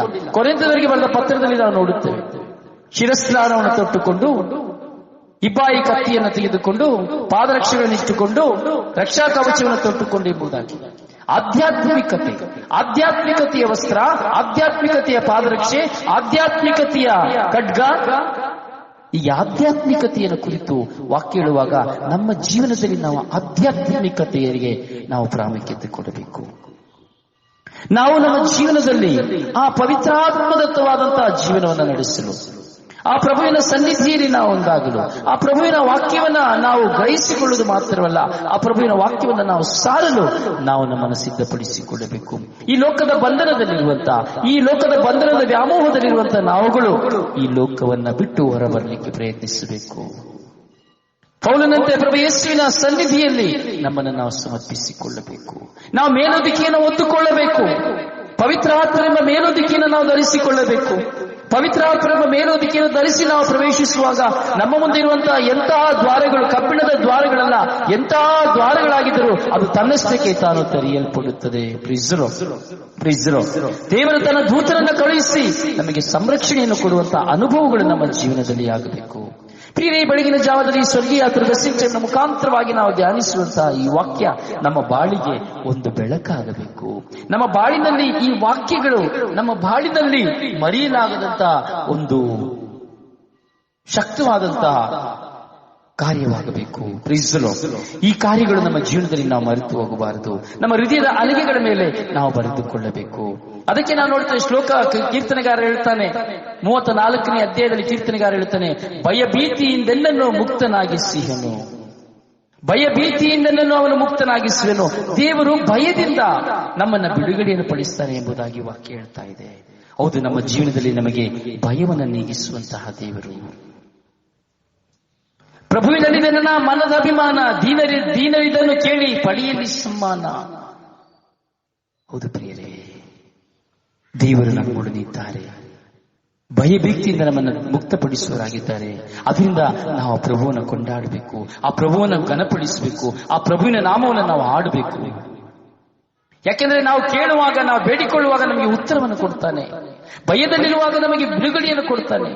ಯಾಕಂದ್ರೆ ಅವನತ್ತ ನಾವು ಯಾವಾಗ ಆ ದೇವರನ್ನ ನಾವು ತಲೆ ಎತ್ತಿ ನೋಡ್ತೀವೋ, ಯಾವಾಗ ಆ ಪ್ರಭುವನ್ನು ನಾವು ನೋಡ್ತೇವೋ, ಏನು ಸಂಭವಿಸುತ್ತದೆ? ಆತನತ್ತ ತಿರುಗಿದ ಮುಖ ಅರಳುವುದು, ಲಜ್ಜೆಯಿಂದೆಂದಿಗೂ ಕುಂದಿ ಹೋಗುವುದು. ಆತನನ್ನು ನೋಡುವಂತಹ ನಾವು ಎಂದಿಗೂ ಅರಳಿದ ಮುಖಗಳಾಗುತ್ತೇವೆ. ಲಜ್ಜೆತನವೆಂಬುದು ನಮ್ಮಿಂದ ದೂರ ಆಗಿ ಹೋಗ್ತದೆ. ನಿರ್ಗತಿಕರಾಗಿ ಈ ಲೋಕದಲ್ಲಿ ನಾವು ಜೀವಿಸ್ತಾ ಇದ್ದೇವೆ. ಯಾರು ಇಲ್ಲದೆ, ಆಶ್ರಯ ಇಲ್ಲದೆ ಒಂದು ಪಕ್ಷ ಜೀವಿಸ್ತಾ ಇದ್ದೇವೆ. ನಮ್ಮನ್ನು ಕಂಡುಕೊಳ್ಳುವವರು ಯಾರು ಇಲ್ಲ, ನನ್ನ ಅರ್ಥ ಮಾಡಿಕೊಳ್ಳುವವರೇ ಇಲ್ಲ, ನನ್ನನ್ನು ಪ್ರೀತಿಸುವವರಿಲ್ಲ, ನನಗೆ ಸಹಾಯ ಮಾಡುವವರಲ್ಲ, ನನ್ನ ಜೊತೆ ಯಾರು ಇಲ್ಲ, ನನ್ನ ನಂಬಿದವರು ಇಲ್ಲ ಎಂಬುವಂತ ಮನೋಭಾವನೆಯಲ್ಲಿದ್ದು ನಾವು ನಿರ್ಗತಿಕರಾಗಿ ದೇವರಲ್ಲಿ ಮೊರೆ ಇಡುವಾಗ ದೇವರು ನಮಗೆ ಕಿವಿಗೊಡುವರು. ನಮ್ಮ ಮುಂದೆ ಇರುವಂತಹ ಸಕಲ ವಿಧವಾದ ಆಪತ್ತುಗಳಿಂದ ನಮಗೆ ಅವರು ರಕ್ಷಣೆಯನ್ನು ಕೊಡುವರು. ಆ ಸರ್ವಾಪತ್ತಿನಿಂದ ನಮಗೆ ವಿಮುಕ್ತಿಯನ್ನು ಕೊಡುವರು. ಪ್ರಿಯರೇ, ಈ ಲೋಕದಲ್ಲಿ ನಮ್ಮ ಮುಂದೆ ಬರುವಂತಹ ಆಪತ್ತುಗಳು, ವಿಪತ್ತುಗಳು ಹಲವಾರು ಇದೆ. ಆದರೆ ನಾವು ಪ್ರಭುವನ್ನು ಆಶ್ರಯಿಸಿಕೊಳ್ಳುವಾಗ ಈ ಆಪತ್ತು ವಿಪತ್ತುಗಳಿಂದ ನಾವು ದೂರವಾಗ್ತೇವೆ. ಭಯಭಕ್ತಿಯುಳ್ಳವರಾಗಿ ನಾವು ದೇವರ ಮುಂದೆ ಇರುವಾಗ ನಮ್ಮ ಸುತ್ತಲೂ ದೇವರು ಕಾವಲಿದ್ದು ನಮ್ಮನ್ನು ಕಾಯ್ತಾರೆ, ತಮ್ಮ ದೂತರನ್ನು ಕಳುಹಿಸಿ. ಭಯಭಕ್ತಿಯುಳ್ಳವರಾಗಿರಬೇಕು. ನಮ್ಮ ಜೀವನದಲ್ಲಿ ನಮ್ಮ ಮುಂದೆ ಬರುವಂತಹ ಯಾವುದೇ ಅಪಘಾತಗಳು ಯಾವುದೇ ಇರಬಹುದು, ದೇವರು ನಮಗೆ ಸಂರಕ್ಷಣೆಯನ್ನು ಕೊಡುತ್ತಾರೆ. ಅದಕ್ಕೆ ದೇವರ ವಾಕ್ಯ ಹೇಳ್ತದೆ, ಸವಿದು ನೋಡು ಪ್ರಭುವಿನ ಮಾಧುರ್ಯವನ್ನು. ಆತನನ್ನು ಆಶ್ರಯಿಸಿಕೊಂಡವನು ಧನ್ಯನು. ನಾವು ಯಾವಾಗ ದೇವರನ್ನ ಕಂಡುಕೊಳ್ಳುತ್ತೇವೆ, ನಾವು ಯಾವಾಗ ದೇವರನ್ನ ತಿಳಿದುಕೊಳ್ಳುತ್ತೇವೆ, ನಾವು ಯಾವಾಗ ದೇವರನ್ನ ಹಿಂಬಾಲಿಸುತ್ತೇವೆ, ಯಾವಾಗ ನಾವು ದೇವರಲ್ಲಿ ಭಯಭಕ್ತಿಯುಳ್ಳವರಾಗಿರ್ತೇವೆ ಪ್ರಿಯರೇ, ಆಗ ನಮಗೆ ಗೊತ್ತಾಗ್ತದೆ ದೇವರು ಯಾರು ಎಂಬುದಾಗಿ. ನಮ್ಮನ್ನು ಆ ಕುರಿಯಂತೆ ಸಂಪೂರ್ಣವಾಗಿ ಸಮರ್ಪಿಸಿಕೊಳ್ಳುವಾಗ ಮಾತ್ರವೇ ಪ್ರಭುವನ್ನು ನಾವು ಕಂಡುಕೊಳ್ಳಲಿಕ್ಕೆ ಸಾಧ್ಯ, ಸವಿದು ನೋಡಲಿಕ್ಕೆ ಸಾಧ್ಯ, ಅವರನ್ನು ರುಚಿಸಲಿಕ್ಕೆ ಸಾಧ್ಯ, ಹಾಗೂ ಸರ್ವ ಆಪತ್ತುಗಳಲ್ಲಿ ಮುಕ್ತಿಯನ್ನು ಹೊಂದಲಿಕ್ಕೆ ಸಾಧ್ಯ, ಮತ್ತು ಆತನತ್ತ ನಮ್ಮ ಮುಖ ತಿರುಗುವುದಕ್ಕೆ ಸಾಧ್ಯ. ಹಲ್ಲೆಲೂಯಾ. ಅದಕ್ಕೆ ಕೀರ್ತನೆಗಾರ 34ರಲ್ಲಿ 9ರಲ್ಲಿ ಹೇಳ್ತಾನೆ, ದೇವ ಜನರೇ ನಿಮಗಿರಲಿ ಪ್ರಭುವಿನ ಭಯಭಕ್ತಿ. ಒಂದು ಪಕ್ಷ ನಿನಗೆ ದೇವರಲ್ಲಿ ಭಯಭಕ್ತಿ ಉಳ್ಳದ್ದೇ ಆಗಿದ್ರೆ ನಿನಗೆ ಯಾವ ಕುಂದುಕೊರತೆ ಇರುವುದಿಲ್ಲ, ನಿನಗೆ ಯಾವ ಕುಂದುಕೊರತೆಗಳು ನಿನ್ನ ಜೀವನದಲ್ಲಿ ಇರುವುದಿಲ್ಲ ಎಂಬುದಾಗಿ ದೇವರ ವಾಕ್ಯ ನಮಗೆ ಹೇಳ್ತಾ ಇದೆ. ಹೌದು ಪ್ರಿಯರೇ, ದೇವರನ್ನ ನಾವು ಆವರಿಸಿಕೊಳ್ಳುವಾಗ, ದೇವರಿಗಾಗಿ ಜೀವಿಸುವಾಗ, ದೇವರಲ್ಲಿ ಭರವಸೆ ಇರುವಾಗ ನಮಗೆ ಯಾವ ಕುಂದುಕೊರತೆಗಳು ಇರುವುದಿಲ್ಲ. ಯಾವ ಕುಂದುಕೊರತೆಗಳು ಬಂದರೂ ಸಹ ಅವುಗಳೆಲ್ಲವೂ ನಮ್ಮಿಂದ ದೂರ ಆಗುತ್ತದೆ.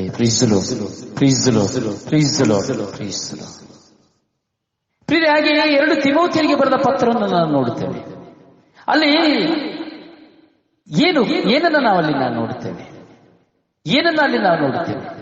ಸಂತ ಪೌಲರು ಹೇಳ್ತಾರೆ, ತನ್ನ ಜೀವನ ಚರಿತ್ರೆಯನ್ನು ಸಂತ ಪೌಲರನ್ನು ನಾವು ನೋಡುತ್ತೇವೆ. ಅಲ್ಲಿ ಅವ್ರು ಹೇಳ್ತಾರೆ, ನಾನು ಯಜ್ಞ ಪಶುವಾಗಿ ಅರ್ಪಿಸಿಕೊಳ್ಳುವಂತ ಸಮಯ ಬಂದಿದೆ, ಈ ಲೋಕದಿಂದ ನಾನು ಹೋಗುವಂತ ಕಾಲನೂ ಬಂದಿದೆ. ನಾನು ನನ್ನ ಬಾಳಿನ ಓಟ ಪಂದ್ಯದಲ್ಲಿ ನಾನು ಭಾಗವಹಿಸಿದ್ದೇನೆ, ಓಟ ಪಂದ್ಯವನ್ನು ಸಹ ನಾನು ಮುಗಿಸಿದ್ದೇನೆ, ವಿಶ್ವಾಸವನ್ನು ಕಾಪಾಡಿಕೊಂಡಿದ್ದೇನೆ. ಇನ್ನು ಉಳಿದಿರುವುದು ನನಗೆ ಸಲ್ಲಬೇಕಾದಂತಹ ಜಯಮಾಲೆ, ಅದು ಸಿದ್ಧವಾಗಿದೆ ಎಂಬುದು ನನಗೆ ಗೊತ್ತು ಎಂಬುದಾಗಿ ಹೇಳ್ತಾರೆ. ಪ್ರಿಯರೇ, ಈ ವಾಕ್ಯ ನಾವು ಧ್ಯಾನಿಸ್ತಾ ಇದ್ದೇವೆ. ಪ್ರಿಯರೇ, ಈ ವಾಕ್ಯದ ಸಾಲುಗಳಲ್ಲಿ ನಮ್ಮ ವೈಯಕ್ತಿಕ ಜೀವನವನ್ನ ನಾವು ತಾಳೆ ಮಾಡಿ ನೋಡಬೇಕು. ಪ್ರಿಯರೇ, ನಾವೆಲ್ಲರೂ ಬಲಹೀನರು ನಿಜ, ನಮ್ಮಲ್ಲಿ ಕೊರತೆಗಳಿದೆ ನಿಜ. ಆದರೂ ಸಹ ಪ್ರಿಯರೇ, ನಾವು ಸಹ ಯಜ್ಞ ಪಶುವಾಗಿ ಸಮರ್ಪಿಸಲ್ಪಡಬೇಕು ಪ್ರಭು ಯೇಸುವಿಗೆ. ಅಂದ್ರೆ ಸತ್ತೋಗ್ಬೇಕು ಅಂತಿಲ್ಲ, ರಕ್ತ ಸುರಿಸಬೇಕು ಅಂತಿಲ್ಲ, ರಕ್ತ ಸಾಕ್ಷಿ ಆಗ್ಬೇಕು ಅಂತಿಲ್ಲ. ಯೇಸುಸ್ವಾಮಿ ದೇವರು ಯಾವತ್ತೂ ಇದನ್ನು ಆಶ್ರಯಿಸಿದಿಲ್ಲ. ಕೆಲವರು ಏನಾದ್ರು ನಾನು ಹೋಗ್ತೀನಿ, ನಾನು ಸಾಯಿಸ್ಬಿಟ್ರು ಸರಿನೇ, ಕೊದ್ದುಬಿಟ್ರು ಸರಿನೇ ಅಂತೇಳಿ ಎದೆ ತೋರಿಸಿ ಹೋಗಿ ಸಾಯುವವನು ರಕ್ತ ಸಾಕ್ಷಿ ಅಲ್ಲ. ತಾನಾಗಿ ತಾನೇ ಸಿಕ್ಕಿಕೊಂಡು ಅಲ್ಲಿ ಬಹಿರಂಗವಾಗಿ ನಿಂತುಕೊಂಡು ನಾನು ಯೇಸುವಿಗಾಗಿ ರಕ್ತ ಸುರಿಸ್ತೇನೆ, ಯೇಸುಗಾಗಿ ನಾನು ಸಾಯ್ತೇನೆ ಅಂತ ಹೇಳಿ ಒಬ್ಬರು ಬೆಂಕಿ ಹತ್ತಿಸಬೇಕಾದ್ರೂ ಸಾಯ್ತೇನೆ ಅಂತ ಹೇಳ್ತಾ ನಿಂತುಕೊಳ್ತಾನೆ ಅಂದ್ರೆ ಅದು ರಕ್ತ ಸಾಕ್ಷಿ ಅಲ್ಲ. ಅದು ತನ್ನನ್ನ ಪ್ರಕಟಿಸುವಂಥದ್ದು. ಒಂದೊಂದು ಸಾರಿ ನನ್ನನ್ನು ದಂಡಿಸುವಾಗಲೂ, ಒಂದೊಂದು ಸಾರಿ ನನ್ನ ಮರಣಕ್ಕೆ ಹೊಂಚಿ ಹಾಕುವಾಗಲೂ ತಪ್ಪಿಸಿಕೊಂಡು ಈ ಊರು ಆ ಊರೆಂದು ತಪ್ಪಿಸಿಕೊಂಡು ಓಡಿ ಅವಿತುಕೊಂಡು ಹೋಗುವಾಗ ಹಿಡಿದು ಬಂಧನದಲ್ಲಿಟ್ಟು ಕೊಲ್ಲುವುದೇ ನಿಜವಾದ ರಕ್ತ ಸಾಕ್ಷಿ. ಗೊತ್ತಾಯ್ತಲ್ಲ? ಯೇಸುಸ್ವಾಮಿ ಸಹ 3 ಸರಿ ತಪ್ಪಿಸಿಕೊಂಡು ಓಡೋಗ್ಬಿಟ್ರು. ಯೇಸುಸ್ವಾಮಿನ ಯಾವಾಗಲೂ ಸಾಯಿಸ್ಬಿಡ್ತಾ ಇದ್ರು. ಸತ್ತೋಗ್ಬೇಕಾಗಿತ್ತು, ಬೆಟ್ಟದಿಂದ ತಳ್ಳಿ ಸಾಯಿಸ್ಬಿಡ್ಬೇಕಾಗಿತ್ತು, ಇಲ್ಲ ಕಲ್ಲಿಂದ ಹೊಡೆದು ಸಾಯಿಸ್ಬಿಡ್ಬೇಕಾಗಿತ್ತು. ಯೇಸುಸ್ವಾಮಿ ತಪ್ಪಿಸಿಕೊಂಡು ಹೋಗ್ಬಿಟ್ರು. ತಪ್ಪಿಸಿಕೊಂಡು ಹೋಗುವಂತಹ ಜೀವನವಾಗಬೇಕು. ಯಾಕೆ ಗೊತ್ತಾ? ನಾನು ನನ್ನ ಓಟ ಪಂದ್ಯ ಓಡ್ತಾ ಇರಬೇಕು ಪ್ರಭುವಿನ ಚಿತ್ತವನ್ನು ನೆರವೇರಿಸುವವರೆಗೂ, ದೇವರು ನಮ್ಮ ಮುಂದೆ ಇಟ್ಟಿರುವಂತಹ ತನ್ನ ಚಿತ್ತವನ್ನು ನೆರವೇರಿಸುವವರೆಗೂ, ನಾನು ಪ್ರಭುವನ್ನ ಈ ಲೋಕಕ್ಕೆ ಕೊಡುವವರೆಗೂ, ಪ್ರಭುವನ್ನು ಸಾರುವವರೆಗೂ, ನನ್ನ ಶಕ್ತಿ ಮೀರಿ ನಾನು ಮಾಡುವವರೆಗೂ ನಾನು ಓಡುತ್ತಾ ಇರಬೇಕು. ನನ್ನ ಕಾಲ ಸಮೀಪಿಸುತ್ತದೆ, ಅದು ಯಾವಾಗ ಬರ್ತದೆ ಗೊತ್ತಿಲ್ಲ, ಯಾವಾಗ ಸಾಯ್ತದೆ ನಮಗೆ ಗೊತ್ತಿಲ್ಲ. ಆದರೆ ಕ್ರಿಸ್ತನಿಗಾಗಿ ಜೀವಿಸುವಂತಹ ಜೀವನದಲ್ಲಿ ನಮ್ಮ ಬಾಳಿನ ಸ್ಪರ್ಧೆಯಲ್ಲಿ ನಾವು ಪಾಲ್ಗೊಳ್ಳಬೇಕು. ಯೇಸುವನ್ನು ನೋಡಿ ನಾವು ಮುಂದೆ ಹೋಗಬೇಕು. ನಾವೊಂದು ಹಾಡನ್ನ ಕೇಳಬಹುದು. ಮುಂದೆ ಹೋಗುವೆನು ನನ್ನ ಯೇಸುವಿನೊಂದಿಗೆ, ಹಿಂದೆ ನೋಡದೆ ಹೋಗುವೆನು ಆ ಗುರಿ ಮುಟ್ಟುವ ತನಕ, ಹಿಂದೆ ನೋಡದೆ ಹೋಗುವೆನು ಆ ಗುರಿ ಮುಟ್ಟುವ ತನಕ. ಹಿಂಸೆ ಸಂಕಟ ಬಂದಾಗ್ಯೂ ಸಂತೋಷದೆ ಹೋಗುವೆನು, ನನ್ನ ಶಿಲುಬೆಯನ್ನು ಹೊತ್ತು ಹೋಗುವೆನು ಆ ಗುರಿ ಮುಟ್ಟುವ ತನಕ. ಇದೇ ಆಗಿದೆ ಪ್ರಭು ಯೇಸುವಿನ ಮುಂದೆ ಸಂತ ಪೌಲರು ತೋರ್ಪಡಿಸಿಕೊಂಡಂತಹ ಜೀವನ. ಹೀಗೆ ಬಾಳಿನ ಸ್ಪರ್ಧೆಯಲ್ಲಿ ಭಾಗವಹಿಸಲು, ತನ್ನ ಓಟ ಪಂದ್ಯವನ್ನು ನಾನು ಮುಗಿಸಿದ್ದೇನೆಂಬುದಾಗಿ ತನ್ನಲ್ಲಿ ಸಾಕಷ್ಟು ನೋವನ್ನು ಅನುಭವಿಸಿ, ವೇದನೆಯನ್ನು ಅನುಭವಿಸಿ, ಅವಮಾನವನ್ನು ಅನುಭವಿಸಿ, ತಿರಸ್ಕಾರವನ್ನು ಅನುಭವಿಸಿ, ಪೆಟ್ಟು ತಿಂದು ಬಂಧನಕ್ಕೊಳಗಾಗಿ ತನ್ನ ಓಟ ಪಂದ್ಯವನ್ನು ಮುಗಿಸಿದಂತಹ ಸಂತ ಪೌಲರು, ವಿಶ್ವಾಸವನ್ನು ಕಾಪಾಡಿಕೊಂಡಂತಹ ಸಂತ ಪೌಲರು, ಸಜ್ಜನರಿಗೆ ಸಲ್ಲಬೇಕಾದಂತಹ ಜಯಮಾಲೆಗೋಸ್ಕರವಾಗಿಯೇ ಕಾದು ಕುಳಿತಂತಹ ಸಂತ ಪೌಲರು, ನ್ಯಾಯಾಧಿಪತಿಯಾದ ಪ್ರಭು ಆ ದಿನ ನನಗೆ ಕೊಟ್ಟೇ ಕೊಡ್ತಾರೆ ಎಂಬಂತ ಅಚಲವಾದ ವಿಶ್ವಾಸದಲ್ಲಿ ಪ್ರಭು ಯೇಸುವಿಗಾಗಿ ತನ್ನ ಜೀವನವನ್ನ ಸಮರ್ಪಿಸಿಕೊಂಡಂತಹ ಸಂತ ಪೌಲರು. ಹೀಗೆ ನಾವು ಸಹ ನಮ್ಮ ಜೀವನದ ಓಟ ಪಂದ್ಯದಲ್ಲಿ ನಾವು ಮುಂದೆ ಹೋಗಬೇಕು. ಪ್ರೀಸಲು ಹಲ್ಲೆಲೂಯ, ಹಲ್ಲೆಲೂಯ, ಹಲ್ಲೆಲೂಯ, ಹಲ್ಲೆಲೂಯ, ಹಲ್ಲೆಲೂಯ, ಹಲ್ಲೆಲೂಯ. ಪ್ರಿಯರೇ, ಪ್ರತ್ಯಕ್ಷತೆಯನ್ನು ಪ್ರೀತಿಯಿಂದ ನಿರೀಕ್ಷಿಸುವಂತವರು ನಾವಾಗಬೇಕು. ನಾವು ಶುಭ ಸಂದೇಶವನ್ನು ಸಂಪೂರ್ಣವಾಗಿ ಸಾರಬೇಕು. ಪ್ರತಿಯೊಬ್ಬರು ಕೇಳುವಾಗ, ಅನ್ಯ ಧರ್ಮದಿಂದ ಹಿಡಿದು ಅಥವಾ ಕ್ರಿಸ್ತನನ್ನು ಅರಿತವರಿಂದ ಹಿಡಿದು ಪ್ರತಿಯೊಬ್ಬರು ಪ್ರಭು ಯೇಸುವಿನ ಶುಭ ಸಂದೇಶವನ್ನ ಸಂಪೂರ್ಣವಾಗಿ ಕೇಳುವಂತೆ ನಾವು ಸಾರಬೇಕು. ಸಂತ ಪೌಲರು ಎಲ್ಲಿಯೂ ಭಯಪಡಲಿಲ್ಲ, ಎಲ್ಲಿಯೂ ಸಹ ಅವಿತುಕೊಳ್ಳಲಿಲ್ಲ. ಸಂತ ಪೌಲರ ಜೀವನವನ್ನು ನಾನು ನೋಡುವಾಗ ಪ್ರೇಷಿತರ 12 ಜನ ಜೀವನಕ್ಕಿಂತ ತುಂಬಾ ಕಷ್ಟಕರವಾಗಿತ್ತು. ಪ್ರಿಯರೇ, ನಾವು ನಮ್ಮ ಜೀವನದಲ್ಲಿ ಅನುಭವಿಸುವಂತಹ ಕಷ್ಟಗಳೆಲ್ಲ ಏನೆಲ್ಲ ಬರೀ ನಾವು ತಿನ್ನುವುದಕ್ಕೆ, ಕುಡಿಯುವುದಕ್ಕೆ, ಜೀವಿಸುವುದಕ್ಕೆ ಕಷ್ಟಪಡ್ತಾ ಇದ್ವಿ. ಯಾರು ಕ್ರಿಸ್ತನಿಗಾಗಿ ಕಷ್ಟಪಡ್ತಾ ಇಲ್ಲ, ಪ್ರಭು ಯೇಸುವಿನ ವಾಕ್ಯವನ್ನು ಸಾರಲಿಕ್ಕೆ ಕಷ್ಟಪಡ್ತಾ ಇಲ್ಲ. ಇವತ್ತು ನೋಡಿ, ದೇವರ ವಾಕ್ಯವನ್ನು ನೀವು ಕೇಳ್ತಾ ಇದ್ದೀರಿ, ಎಷ್ಟು ಜನ ಕೇಳ್ತಾ ಇದ್ದೀರಿ? ಎಷ್ಟು ಜನ ಇನ್ನೊಬ್ಬರು ದೇವರ ರಾಜ್ಯವನ್ನು ಕೇಳಲಿ, ಸತ್ಯವನ್ನು ಅರಿಯಲಿ ಎಂಬುದಾಗಿ ಎಷ್ಟು ಜನ ನಾವು ಶೇರ್ ಮಾಡ್ತಾ ಇದ್ದೀವಿ? ಎಷ್ಟು ಜನ ಅಥವಾ ನನಗೆ ಬಂಧುಗಳು, ಮಿತ್ರರು ಇದ್ದಾರೆ, ಕುಟುಂಬದವರು ಇದ್ದಾರೆ ಅಂತೇಳಿ ಕುಟುಂಬದಲ್ಲಿ ಫ್ಯಾಮಿಲಿಗಾಗಿ ಒಂದು ಗ್ರೂಪ್ ಅನ್ನ ಮಾಡಿ ಪ್ರತಿದಿನ ಈ ದೇವರ ವಾಕ್ಯವನ್ನು ನಾವು ಕಳಿಸ್ತಾ ಇದ್ದೇವೆ. ಬರೀ ವಾಟ್ಸ್ಆಪ್ ಮೂಲಕವಾಗಿ ಫೇಸ್ಬುಕ್ ನಲ್ಲಿ ಬರುವಂತಹ ಈ ವಾಕ್ಯಗಳನ್ನು ಕೇಳಲಿಕ್ಕೆ ನಮಗೆ ಟೈಮ್ ಇಲ್ಲ. ಇನ್ನು ಈ ವಾಕ್ಯವನ್ನು ಕೇಳಿ ಸಾರುವುದಾದ್ರೆ ಎಲ್ಲಿ? ನೋಡಿ, ಒಂದು ಚಿಕ್ಕ ಅಳಿಲು ಸೇವೆ. ಈ ವಾಕ್ಯವನ್ನು ನೀವು ಕೇಳ್ತಾ ಇದ್ದೀರಿ. ಹೀಗೆ ನಿಮ್ಮ ಮುಖಾಂತರವಾಗಿ ನೀವು ಕೇಳಿದ ವಾಕ್ಯದ ಮೂಲಕವಾಗಿ ಮತ್ತೊಬ್ಬರು ಪ್ರಭು ಯೇಸುವನ್ನು ಕಂಡುಕೊಳ್ಳುವಂತೆ, ಜೀವನವನ್ನು ಅರಿತುಕೊಳ್ಳುವಂತೆ, ಪರಿವರ್ತಿಸುವಂತೆ ನೀವು ಈ ವಾಕ್ಯವನ್ನು, ಈ ಸಂದೇಶನ ಮತ್ತೊಬ್ಬರಿಗೆ ನೀವು ಶೇರ್ ಮಾಡುತ್ತೀರಿ ಎಂಬುದಾದರೆ ನೀವು ಸಹ ಒಂದು ನಿಜವಾದ ಒಂದು ಪ್ರೇಷಿತ, ಪ್ರಭು ಯೇಸುವಿನ ಸಾಕ್ಷಿಯಲ್ಲಿ ಒಂದಾಗುವವರು. ನಾವು ಸಹ ಸಾರುವವರು, ಸಂಪೂರ್ಣವಾಗಿ ಶುಭ ಸಂದೇಶವನ್ನು ಸಾರಲು ಕರೆ ಹೊಂದಿದವರಾಗ್ತೇವೆ. ಆದರೆ ನಾವೇನ್ ಮಾಡ್ತಾ ಇದ್ದೇವೆ? ನಾವು ಕೇಳೋದಿಲ್ಲ, ಮತ್ತೊಬ್ಬರಿಗೂ ಕೊಡೋದಿಲ್ಲ. ಸ್ವರ್ಗೀಯ ಮನ್ನವಾಗಿರುವಂತಹ ಜೀವಂತ ವಾಕ್ಯಗಳನ್ನ ನಾವು ಬಂಧಿಸಿ ಬಿಡುತ್ತೇವೆ. ಅದರಿಂದ ನಮ್ಮ ಜೀವನವು ಬಂಧನಕ್ಕೊಳಗಾಗಿ ಹೋಗ್ತದೆ. ದೇವರ ವಾಕ್ಯ ಬೆಳಗಿನ ಜಾವದಲ್ಲಿ ಹೃದಯದ ಬಾಗಿಲನ್ನು ತಟ್ಟುತ್ತಾ ಮೊಬೈಲ್ ಮೂಲಕವಾಗಿ ನಿಮ್ಮನ್ನು ತಟ್ಟಿ ಎಬ್ಬಿಸ್ತಾ ಇದೆ. ಮಗನೇ, ಮಗಳೇ, ಯೇಸು ಸ್ವಾಮಿ ಹೇಳ್ತಾರೆ ಪ್ರಕಟಣೆಯಾಗಿರುವಂತಹ 3ನೇ ಅಧ್ಯಾಯ 20ನೇ ವಾಕ್ಯದಲ್ಲಿ, ಇಗೋ ಹೃದಯದ ಬಾಗಿಲ ಬಳಿ ನಿಂತು ನಾನು ತಟ್ಟುತ್ತಾ ಇದ್ದೇನೆ. ಹೃದಯದ ಬಾಗಿಲ ಬಳಿಯಲ್ಲಿ ನಿಂತು ನಾನು ತಟ್ಟುತ್ತಾ ಇದ್ದೇನೆ. ಯಾರಾದರೂ ತೆರೆದಿದ್ದೆ ಆದರೆ ನಾನು ಅವನೊಳಗೆ ಪ್ರವೇಶಿಸುವೆನು, ನಾನು ಅವನೊಡನೆ ಊಟ ಮಾಡುವೆನು, ಅವನು ನನ್ನೊಡನೆ ಊಟ ಮಾಡುವೆನು. ದೈವಿಕ ಮನ್ನಾ, ಸ್ವರ್ಗೀಯ ಮನ್ನಾ ದೇವರ ವಾಕ್ಯವನ್ನು ಕುರಿತು ಹೇಳ್ತಾ ಇದೆ. ಹೀಗೆ ಪ್ರತಿದಿನ ದೇವರ ವಾಕ್ಯ ನಿನ್ನ ಹೃದಯದ ಬಾಗಿಲ ಮುಂದೆ, ನೀನು ಮಲಗಿರುವ ಆ ದಿಂಬಿನ ಪಕ್ಕದಲ್ಲಿ ಇಟ್ಟಿರುವ ಮೊಬೈಲ್ನ ಮುಖಾಂತರವಾಗಿ ನಿನ್ನನ್ನು ತಟ್ಟಿ ಎಬ್ಬಿಸುವುದಕ್ಕೆ ನೀನು ಕಿವಿಗೊಡುತ್ತಾ ಇರುವೆಯಾ? ನಾನು ಕಿವಿಗೊಡುತ್ತಾ ಇದ್ದೇನೆ, ಅಥವಾ ಕೇಳಿದ್ದನ್ನ ಪರರಿಗೆ ಸಾರಲು ನಾನು ಕ್ರಿಸ್ತಾಂಬರನಾಗಿ ಜೀವಿಸುತ್ತಾ ಇದ್ದೇನಾ? ನೋಡಿ, ಎಷ್ಟು ಹೋರಾಟಗಳು ಬಂದರೂ ಸಂತ ಪೌಲರು ಹೇಳ್ತಾರೆ, ಸಿಂಹದ ಬಾಯಿಂದ ನೀವು ರಕ್ಷಿಸಿದ್ದೀರಿ, ಸಕಲ ಕೇಡುಗಳಿಂದ ನಮ್ಮನ್ನು ರಕ್ಷಿಸಿದ್ದೀರಿ. ಅದರಿಂದ ನಾನು ಸ್ವರ್ಗ ಸಾಮ್ರಾಜ್ಯಕ್ಕೆ ನಾನು ಸುರಕ್ಷಿತನಾಗಿ ಸೇರ್ತೇನೆ ಎಂಬುದಾಗಿ ಹೇಳ್ತಾ ಯುಗಾಂತರಕ್ಕೂ ಪ್ರಭುವಿಗೆ ಮಹಿಮೆ ಸಲ್ಲಲಿ, ಅಮೇನ್ ಅಮೇನ್ ಅಮೇನ್ ಎಂಬುದಾಗಿ ನುಡಿಯುತ್ತಾನೆ. ಪ್ರಿಯರೇ, ನಾವು ಅರಿತುಕೊಳ್ಳಬೇಕು ದೇವರ ರಾಜ್ಯವನ್ನು. ಸಂತ ಪೌಲರಂತೆ ನಾವು ಜೀವಿಸಬೇಕು. ನಮ್ಮ ಜೀವನದಲ್ಲಿ ನಾವು ಮತ್ತೊಬ್ಬರಿಗೆ ಬೆಳಕನ್ನು ತರುವವರಾಗಬೇಕು. ನೋಡಿ, ಯೇಸು ಸ್ವಾಮಿ ಹೇಳ್ತಾರೆ, ಈ ದಿನದ ಶುಭ ಸಂದೇಶವನ್ನು ನಾವು ನೋಡುವಾಗ ಮತ್ತಾಯನ ಶುಭ ಸಂದೇಶದಲ್ಲಿ 16ನೇ ಅಧ್ಯಾಯದಲ್ಲಿ 13 ವಾಕ್ಯಗಳಿಂದ ಯೇಸು ಸ್ವಾಮಿ ಮಾತನಾಡೋದನ್ನು ನಾವು ನೋಡುತ್ತೇವೆ. ಯೇಸು ಸ್ವಾಮಿ ಸಜೇರಿ ಎಂಬಂತ ಒಂದು ಊರಿಗೆ ಹೋಗ್ತಾರೆ. ಅಲ್ಲಿ ಶಿಷ್ಯರೊಡನೆ ಮಾತನಾಡ್ತಾ ಇರ್ತಾರೆ. ಈ ಮಾತನಾಡಿ ಬರಬೇಕಾದ್ರೆ ಯೇಸು ಸ್ವಾಮಿ ಒಂದು ಮಾತನ್ನ ಕೇಳ್ತಾರೆ. ಏನ್ ಕೇಳ್ತಾರೆ? ಅಯ್ಯ, ನೋಡಿ, ತನ್ನನ್ನ ಕುರಿತು ಯೇಸು ಸ್ವಾಮಿ ಹೇಳ್ತಾರೆ, ನರಪುತ್ರನನ್ನ ಜನರು ಯಾರು ಅಂತ ಹೇಳ್ತಾರೆ? ಈ ಮನುಷ್ಯನಾಗಿರುವ ನನ್ನನ್ನ, ನರನನ್ನ ಜನ ಏನಂತ ಹೇಳ್ತಾರಪ್ಪ ಎಂಬುದಾಗಿ ಕೇಳ್ತಾರೆ. ಆಗ ಹೇಳ್ತಾರೆ, ಶಿಷ್ಯರು ಹೇಳ್ತಾರೆ, ನಿಮ್ಮನ್ನ ಸ್ನಾನಿಕ ಯೌವನ ಅಂತ ಹೇಳ್ತಾರೆ, ಸ್ನಾನಿಕ ಯೌವನ ಅಂತ ಹೇಳ್ತಾರೆ.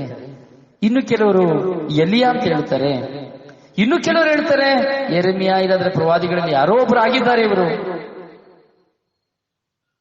ಎಂಬುದಾಗಿ ಅಭಿಪ್ರಾಯ ಪಡ್ತಾರೆ ಎಂಬುದಾಗಿ ಒಂದೊಂದು ಪ್ರವಾದಿಗಳನ್ನ ಕುರಿತು ಯೇಸು ಸ್ವಾಮಿ ಮುಂದೆ ಹೇಳ್ತಾರೆ.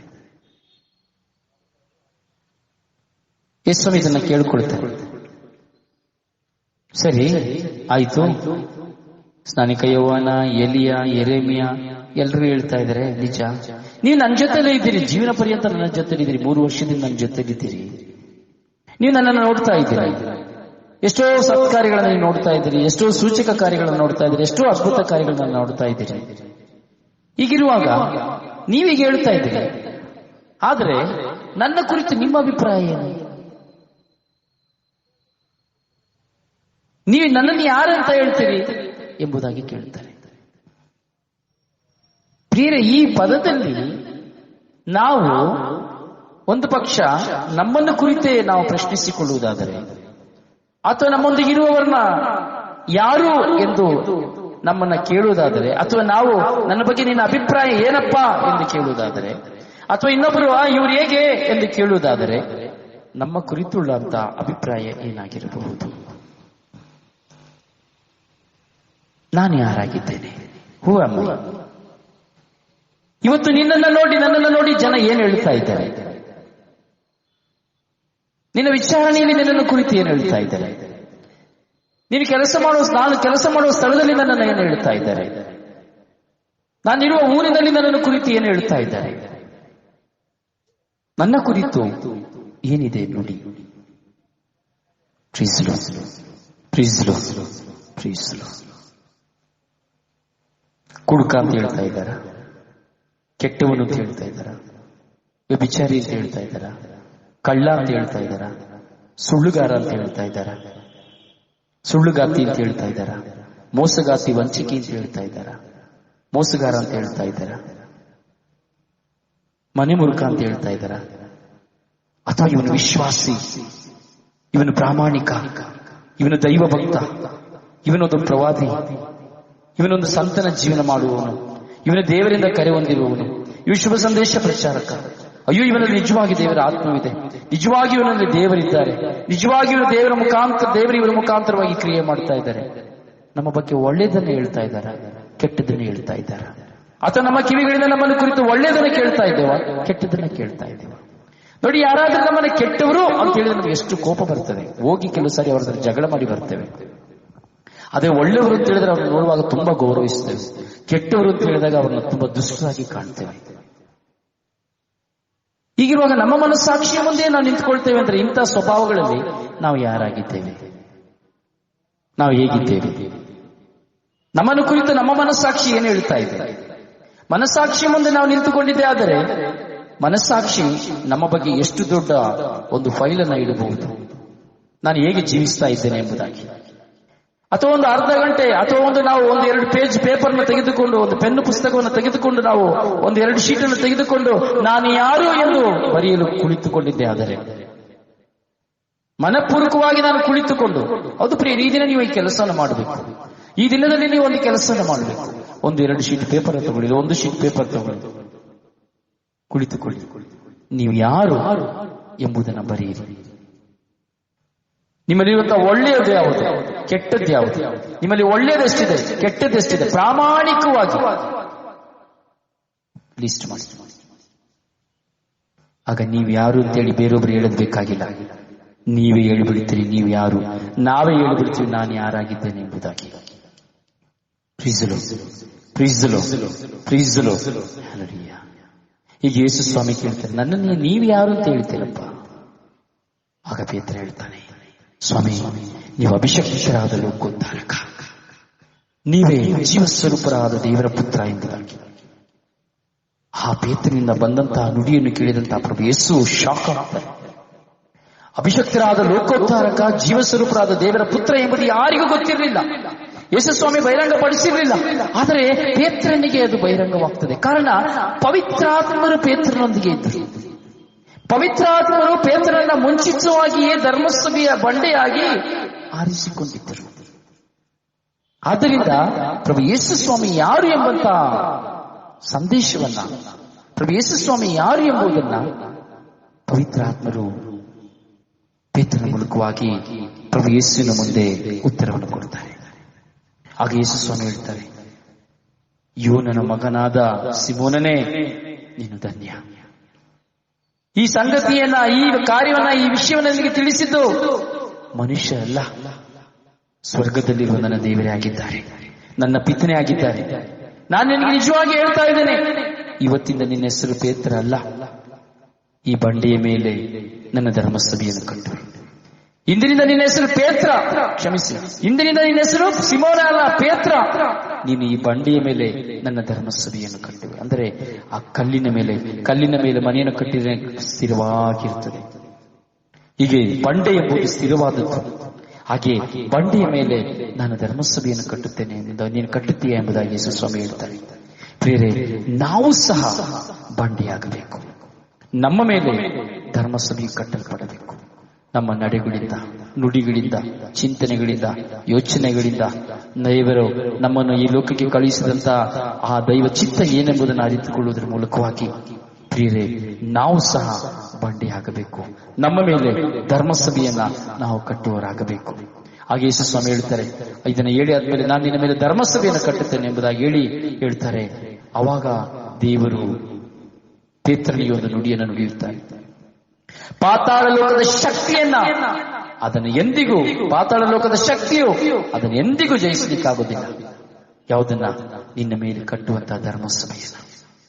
ಯಾವ ದುರಾತ್ಮವಾಗಲಿ, ಪಾತಾಳ ಲೋಕದ ಯಾವ ಶಕ್ತಿಯು ನಿನ್ನ ಮೇಲೆ ಕಟ್ಟುವಂತ ಧರ್ಮಸಭೆಯನ್ನು ನಾಶ ಮಾಡ್ಲಿಕ್ಕೆ ಆಗುವುದಿಲ್ಲ ಎಂಬುದಾಗಿ ಇಂದಿಗೂ ನೋಡಿ ಪ್ರಿಯರೇ, ಕಥೋಲಿಕ ಧರ್ಮಸಭೆಯನ್ನ ಯಾವ ಶಕ್ತಿಯಿಂದಲೂ, ಯಾವ ಮನುಷ್ಯನಿಂದಲೂ, ಬೇರೆ ಯಾವ ಸಭೆಯಿಂದಲೂ ನಾಶ ಮಾಡಲಿಕ್ಕೆ ಸಾಧ್ಯವಿಲ್ಲ. ಯಾವ ಶಕ್ತಿಯಿಂದಲೂ ಧರ್ಮಸಭೆಯನ್ನು ಕೆಡವಿ ಆಗ್ಲಿಕ್ಕೆ ಸಾಧ್ಯ ಇಲ್ಲ. ಬಲಹೀನರಿರ್ಬೋದು, ಬಲಹೀನರಿದ್ದಾರೆ, ಆದರೆ ಅವರಿಂದ ಅಲ್ಲ. ಆದರೆ ಯೇಸು ಸ್ವಾಮಿ ಹೇಳ್ತಾರೆ, ನಿನ್ನ ಬಲಹೀನತೆಯಲ್ಲಿಯೇ ನಾನು ನಿನ್ನನ್ನು ಬಲಪಡಿಸ್ತೇನೆ, ನಿನ್ನ ಬಲಹೀನತೆಯನ್ನೇ ನಾನು ನಿನ್ನನ್ನು ಸ್ಥಿರಪಡಿಸ್ತೇನೆ ಎಂಬುದಾಗಿ. ಹೀಗೆ ಯಾವ ಶಕ್ತಿಯಿಂದಲೂ ಇಂದಿಗೂ ಸಹ ಧರ್ಮಸಭೆಯನ್ನು ಅಲುಗಾಡಿಸಲು ಸಾಧ್ಯವಾಗಲಿಲ್ಲ. ಹಾಗೆ ಸ್ವಾಮಿ ಪೇತ್ರನಿಗೆ ಹೇಳ್ತಾರೆ, ನಾನು ನಿನಗೆ ಸ್ವರ್ಗದ ಬೀಗದ ಕೈಯನ್ನು ನಿನಗೆ ಕೊಡ್ತೇನೆ, ಸ್ವರ್ಗದ ಬೀಗದ ಕೈಯನ್ನು ಕೊಡ್ತೇನೆ. ನೀನು ಈ ಲೋಕದಲ್ಲಿ ಏನನ್ನು ಬಂಧಿಸ್ತೀಯೋ ಅದು ಪರಲೋಕದಲ್ಲಿ ಬಂಧಿಸಲಾಗ್ತದೆ, ಇಲ್ಲಿ ನೀನು ಏನನ್ನ ಬಿಚ್ಚಿಸ್ತೀಯೋ ಅದು ಪರದಲ್ಲಿ ಬಿಚ್ಚಲಾಗ್ತದೆ ಎಂಬುದಾಗಿ. ಪ್ರಿಯರೇ, ಈ ವಾಕ್ಯದ ಆಳದ ಅರ್ಥ ತುಂಬಾ ದೊಡ್ಡದು ಪ್ರಿಯರೇ, ನಾವೆಣಿಸುವ ಹಾಗೆ ಇಲ್ಲ. ಈ ಕೇಳುವಂತ ಈ 3 ವಾಕ್ಯಗಳು ಅತಿ ಶ್ರೇಷ್ಠವಾದವುಗಳು. ಇದನ್ನು ವಿವರಿಸಲು ಸಮಯ ಸಾಕಾಗದು. ಸ್ವರ್ಗ ಸಾಮ್ರಾಜ್ಯದ ಬೀಗದ ಕೈಯನ್ನು ಕೊಡುವೆನೋ ಎಂದು ಹೇಳುವಂತಹ ವಾಕ್ಯದ ಅರ್ಥ, ಹಾಗೂ ಈ ಲೋಕದಲ್ಲಿ ಏನು ಬಂಧಿಸ್ತೀಯಾ, ಈ ಲೋಕದಲ್ಲಿ ಏನು ಬಿಚ್ಚಿಸ್ತೀಯಾ ಅದು ಹಾಗೆಯೇ ಆಗ್ತದೆ ಎಂದು ಹೇಳುವಂತಹ ಅರ್ಥ, ಗೂಢಾರ್ಥ ತುಂಬಾ ಶಕ್ತವಾದದ್ದು. ಒಂದು ಚಿಕ್ಕದಾಗಿ ಅದನ್ನು ವಿವರಿಸಬೇಕೆಂಬುದಾದರೆ, ಒಂದು ಮನದಟ್ಟು ಮಾಡುವಂತಹ ವಿನಂತಿ ನಾವು ಅದನ್ನು ವಿವರಿಸಬೇಕು ಎಂಬುದಾದರೆ, ಪ್ರಿಯರೇ, ದೇವರು ನಮ್ಮನ್ನ ಈ ಲೋಕದಲ್ಲಿ ಸ್ವರ್ಗರಾಜ್ಯದ ಬೀಗದ ಕೈಯನ್ನು ಕೊಟ್ಟು ಕಳಿಸಿದ್ದಾರೆ. ಪ್ರತಿಯೊಬ್ಬರನ್ನು ಸಹ ದೇವರೆಡೆಗೆ ಕರೆದುಕೊಂಡು ಹೋಗಲು, ದೈವ ಪ್ರೇರಣೆಯನ್ನ ಕೊಡಲು, ಪ್ರತಿಯೊಬ್ಬರನ್ನ ಪರಿವರ್ತಿಸಲು, ಮನಪರಿವರ್ತನೆಯನ್ನು ಕೊಡಲು, ದೇವರನ್ನ ಕಂಡುಕೊಳ್ಳುವಂತೆ ಮಾಡಲು, ಕೆಟ್ಟದ್ದನ್ನ ಬಿಟ್ಟು ಬಿಡುವಂತೆ, ಪಾಪವನ್ನ ಬಿಟ್ಟು ಬಿಡುವಂತೆ, ಪಶ್ಚಾತ್ತಾಪದಿಂದ ದೇವರನ್ನ ಕಾಣುವಂತೆ ದೇವರು ವಾಕ್ಯದ ಮೂಲಕವಾಗಿ ನಾವು ಪ್ರತಿಯೊಬ್ಬರನ್ನ ಸ್ವರ್ಗರಾಜ್ಯಕ್ಕೆ ಕರೆದುಕೊಂಡು ಹೋಗಲು ನಮಗೆ ಸ್ವರ್ಗ ರಾಜ್ಯದ ಬೀಗದ ಕೈಯನ್ನು ನಮಗೆ ಕೊಟ್ಟಿದ್ದಾರೆ. ಪ್ರತಿಯೊಬ್ಬರನ್ನು ಸ್ವರ್ಗರಾಜ್ಯಕ್ಕೆ ನಾವು ಕರೆದುಕೊಂಡು ಹೋಗುವಂತೆ, ನಮ್ಮೆಲ್ಲರಿಗೂ ಪ್ರತಿಯೊಂದು ಆತ್ಮಗಳ ರಕ್ಷಣೆಗೆ ಕರೆದುಕೊಂಡು ಹೋಗಲು ನಮ್ಮ ಕೈಯಲ್ಲಿ ಸಹ ಒಂದು ಬೀಗದ ಕೈಯನ್ನು ಕೊಟ್ಟಿದ್ದಾರೆ. ಮಾತ್ರವಲ್ಲ, ನಾವು ಏನನ್ನ ಈ ಲೋಕದಲ್ಲಿ ಬಂಧಿಸ್ತೇವೋ ಅದು ಪರದಲ್ಲಿಯೂ ಬಂಧಿಸಲ್ಪಡುತ್ತದೆ. ಇಲ್ಲಿ ಏನನ್ನ ಬಿಚ್ಚುತ್ತೀವಿ ಯೇಸು ಸ್ವಾಮಿ ಹೆಸರಿನಲ್ಲಿ ಅದು ಪರದಲ್ಲಿಯೂ ಬಿಚ್ಚಲ್ಪಡುತ್ತದೆ. ಪ್ರಿಯರೇ, ಹೀಗೆ ಬಿಚ್ಚುವುದಕ್ಕೂ, ಕಟ್ಟುವುದಕ್ಕೂ, ಬಂಧಿಸುವುದಕ್ಕೂ ದೇವರು ನಮಗೆ ಶಕ್ತಿಯನ್ನು ಕೊಟ್ಟಿದ್ದಾರೆ. ಹೀಗೆ ಬಿಚ್ಚಲು, ಬಂಧಿಸಲು ಶಕ್ತಿಯನ್ನು ಪಡೆದಿರುವಂತಹ ನಾವು ಇವತ್ತು ಹೇಗೆ ಜೀವಿಸ್ತಾ ಇದ್ದೇವೆ? ನಾವು ಬಂಧಿತರಾಗಿ ಜೀವಿಸ್ತಾ ಇದ್ದೇವೆ, ನಾವು ಬಂಧನರಾಗಿ ಜೀವಿಸ್ತಾ ಇದ್ದೇವೆ. ದೇವರನ್ನ ಕಂಡರೂ ಸಹ ಕಾಣದವರಾಗಿ ಜೀವಿಸ್ತಾ ಇದ್ದೇವೆ. ದೇವರ ವಾಕ್ಯವನ್ನು ಕೇಳಿದರೂ ಸಹ ಕೇಳದವರಾಗಿ ನಾವು ಜೀವಿಸ್ತಾ ಇದ್ದೇವೆ. ಸ್ವಾರ್ಥಿಗಳಾಗಿ ಜೀವಿಸ್ತಾ ಇದ್ದೇವೆ, ಮೋಹಕ್ಕೆ ಒಳಗಾಗಿ ಜೀವಿಸ್ತಾ ಇದ್ದೇವೆ. ದೇವರ ಚಿತ್ತವನ್ನು ನಾವು ಮರೆತು ಜೀವಿಸ್ತಾ ಇದ್ದೇವೆ. ಪ್ರಭುವಿಗಾಗಿ ನಮ್ಮನ್ನು ಸಮರ್ಪಿಸ್ತಾ ಇಲ್ಲ. ಈ ಲೋಕದಲ್ಲಿ ನಾವು ಪ್ರಭುವಿಗಾಗಿ ಜೀವಿಸಲು ನಮ್ಮನ್ನು ಸಮರ್ಪಿಸಿಕೊಳ್ತಾ ಇಲ್ಲ. ನಾನು ಸಹ ಒಂದು ಓಟ ಪಂದ್ಯದಲ್ಲಿ ಇದ್ದೇನೆ, ಸ್ವರ್ಗ ರಾಜ್ಯವನ್ನು ನೋಡಿ ನಾನು ಓಟ ಪಂದ್ಯದಲ್ಲಿ ಇದ್ದೇನೆ, ಆ ಓಟ ಪಂದ್ಯವನ್ನು ನಾನು ಮುಗಿಸಬೇಕು, ನನ್ನ ವಿಶ್ವಾಸವನ್ನು ನಾನು ಕಾಪಾಡಿಕೊಳ್ಳಬೇಕು ಎಂಬುವಂತಹ ಒಂದು ಮನೋಭಾವನೆ, ದಾಹ ನಮ್ಮಲ್ಲಿಲ್ಲ. ಹಾಗೂ ನಾನು ಸಹ ಜಯಮಾಲೆಯನ್ನ ನಾನು ಧರಿಸಿಕೊಳ್ಳಲು ಸಿದ್ಧನಾಗಬೇಕು, ನೀತಿವಂತನಾಗಬೇಕು, ವಿಶ್ವಾಸಿ ಆಗಬೇಕು, ಪ್ರಭುವಿಗೆ ಸಾಕ್ಷಿ ಆಗಬೇಕು ಎಂಬಂತಹ ಮನೋಭಾವನೆ ನಮ್ಮಲ್ಲಿಲ್ಲ. ಭಯ ಭೀತಿಯಿಂದ ತುಂಬಿದ್ದೇವೆ. ಜನರನ್ನ ನೋಡಿ ಭಯ, ಲೋಕವನ್ನ ನೋಡಿ ಭಯ, ವ್ಯಕ್ತಿಗಳನ್ನ ನೋಡಿ ಭಯ, ಯೇಸು ಎಂದು ಹೇಳಲು ಭಯ, ಯೇಸುವನ್ನ ಸಾರಲು ಭಯ. ಎಲ್ಲಿ ಸಾರ್ತೇವೆ? ಬರೀ ಕೋಣೆಯಲ್ಲಿ ಸಾರ್ತೇವೆ, ಧ್ಯಾನ ಮಂದಿರದಲ್ಲಿ ಮಾತ್ರ ಸಾರ್ತೇವೆ, ರಿಟ್ಟಿಟಲ್ಲಿ ಮಾತ್ರ ಸಾರ್ತೇವೆ. ಬಹಿರಂಗವಾಗಿ ಬಂದು ಸಾರಬೇಕು. ಎಷ್ಟು ಜನ ಬಹಿರಂಗವಾಗಿ ಬಂದು ಸಾರಲಿಕ್ಕೆ ಸಿದ್ಧರಾಗಿದ್ದೇವೆ? ಯೋಚಿಸಬೇಕು. ಅದಕ್ಕೆ ಕೀರ್ತನಗಾರ ಹೇಳಿದ, ಭಯ ಭೀತಿಯಿಂದೆನ್ನನ್ನು ಮುಕ್ತಗೊಳಿಸಿದನು. ಪವಿತ್ರ ಆತ್ಮವನ್ನು ಧರಿಸಿಕೊಳ್ಳುವಾಗ, ಪ್ರಭು ಯೇಸುವಿನ ಅಭಿಷೇಕದೊಂದಿಗೆ ಜೀವಿಸುವಾಗ, ಪ್ರಭು ಯೇಸುವನ್ನು ಧರಿಸಿಕೊಳ್ಳುವಾಗ, ಪ್ರಭು ಯೇಸುವಿಗಾಗಿ ಜೀವಿಸುತ್ತೇನೆ ಎಂದು ಹೇಳುವಾಗ ನಮ್ಮಲ್ಲಿರುವಂತಹ ಭಯ ಭೀತಿಯಿಂದ ನಮ್ಮನ್ನು ದೇವರು ಬಿಡುಗಡೆಯನ್ನು ಕೊಡ್ತಾರೆ. ಪವಿತ್ರ ಆತ್ಮವನ್ನು ಕೊಟ್ಟು ನಮ್ಮನ್ನು ರಕ್ಷಿಸ್ತಾನೆ. ಹೇಗೆ ಪೇತ್ರನನ್ನ ದೇವದೂತರನ್ನ ಕಳುಹಿಸಿ ದೇವರ ಸೆರೆಯಿಂದ ಬಿಡಿಸಿದರು, ಸರಪಳಿಗಳಿಂದ ಬಿಡಿಸಿದರು, ವಸ್ತ್ರವನ್ನು ಧರಿಸಿಕೊಳ್ಳುವಂತೆ, ಪಾದರಕ್ಷೆಯನ್ನು ತೊಟ್ಟುಕೊಳ್ಳುವಂತೆ, ಮೇಲುದಿಕೆಯನ್ನು ಒದ್ದುಕೊಳ್ಳುವಂತೆ, ಸರಪಳಿಯಿಂದ ಕೈಲಿದ್ದ ಸರಪಳಿ ಬಿಚ್ಚಿ ಹೋಗುವಂತೆ ತನ್ನ ದೂತನನ್ನು ಕಳುಹಿಸಿ ಹೊರತಂದರು. ಹಾಗೆ ದೇವರು ನಮ್ಮನ್ನು ಹೊರತಂದು ಈ ಲೋಕದ ಬೆಳಕಿನ ಮಗನಾಗಿ, ಮಗಳಾಗಿ ಮಾರ್ಪಡಿಸಲು ನಮಗಾಗಿ ಕಾದುಕೊಂಡಿದ್ದಾರೆ. ಪ್ರಿಯರೇ, ನಾವು ಸಮರ್ಪಿಸಬೇಕು, ನಾವು ನಮ್ಮನ್ನ ಸಮರ್ಪಿಸಬೇಕು. ತನು ಮನವನ್ನ ಸಮರ್ಪಿಸಬೇಕು, ನಮ್ಮ ಜೀವನವನ್ನ ಸಮರ್ಪಿಸಬೇಕು. ಹೀಗೆ ಸಮರ್ಪಿಸುವಾಗ ನಾವು ದೇವರನ್ನ ಕಂಡುಕೊಳ್ಳಿಕ್ಕೆ ಸಾಧ್ಯ. ಸಂತ ಪೌಲ, ಸಂತ ಪೇತ್ರರಂತೆ, ಪ್ರೇಷಿತರಂತೆ ಈ ಲೋಕದಲ್ಲಿ ರಕ್ತ ಸಾಕ್ಷಿಗಳಾಗಿ ನಾವು ಜೀವಿಸಲಿಕ್ಕೆ ಸಾಧ್ಯ. ದೇವರ ಕರೆ ಹೊಂದಿ ಲೋಕದ ಕಟ್ಟೆ ಕಡೆಯವರೆಗೂ ಶುಭ ಸಂದೇಶವನ್ನು ಸಾರಲಿಕ್ಕೆ ಸಾಧ್ಯ. ಪ್ರಿಯರೇ, ಆಲಿಸುವಂತಹ ಈ ಧ್ಯಾನಗಳನ್ನ ದಯವಿಟ್ಟು ಗ್ರೂಪ್ಗಳನ್ನ ಮಾಡಿ. ನೀವು ಗ್ರೂಪ್ಗಳನ್ನ ಮಾಡಿ. ಯಾರ್ಯಾರಿಗೂ ಏನೇನು ಉಡುಗೊರೆ ಕೊಡ್ತೀರಿ ಅದು ಶಾಶ್ವತವಲ್ಲ. ಆದರೆ ಈ ಪ್ರತಿದಿನ ನೀವು ಆಲಿಸುವಂತಹ ಧ್ಯಾನವನ್ನ ನೀವು ಆಲಿಸಿ ಮತ್ತೊಬ್ಬರಿಗೆ ಕೊಡುವಾಗ ಮತ್ತೊಬ್ಬರ ಆತ್ಮ ರಕ್ಷಣೆ ಹೊಂದಲ್ಪಡುತ್ತದೆ, ಮತ್ತೊಬ್ಬರ ರಕ್ಷಣೆ ಹೊಂದುತ್ತಾರೆ, ಮತ್ತೊಬ್ಬರ ಆಶೀರ್ವಾದವನ್ನು ಪಡೆದುಕೊಳ್ಳುತ್ತಾರೆ. ಇದರ ಮೂಲಕವಾಗಿ ನಿಮ್ಮ ಜೀವನದಲ್ಲಿ ಅತ್ಯಧಿಕವಾದಂತಹ ಆಶೀರ್ವಾದಗಳನ್ನ, ಅದ್ಭುತಗಳನ್ನ ಕಾಣುತ್ತೇವೆ. ಪರೀಕ್ಷಿಸಿ ನೋಡಿ, ಬೇಕಾದರೆ ಪರೀಕ್ಷಿಸಿ ನೋಡಿ ನಿಮ್ಮ ಜೀವನದಲ್ಲಿ ನೀವೆಂತ ಅದ್ಭುತಗಳನ್ನ ಕಾಣುತ್ತೀರಿ ಎಂಬುದಾಗಿ.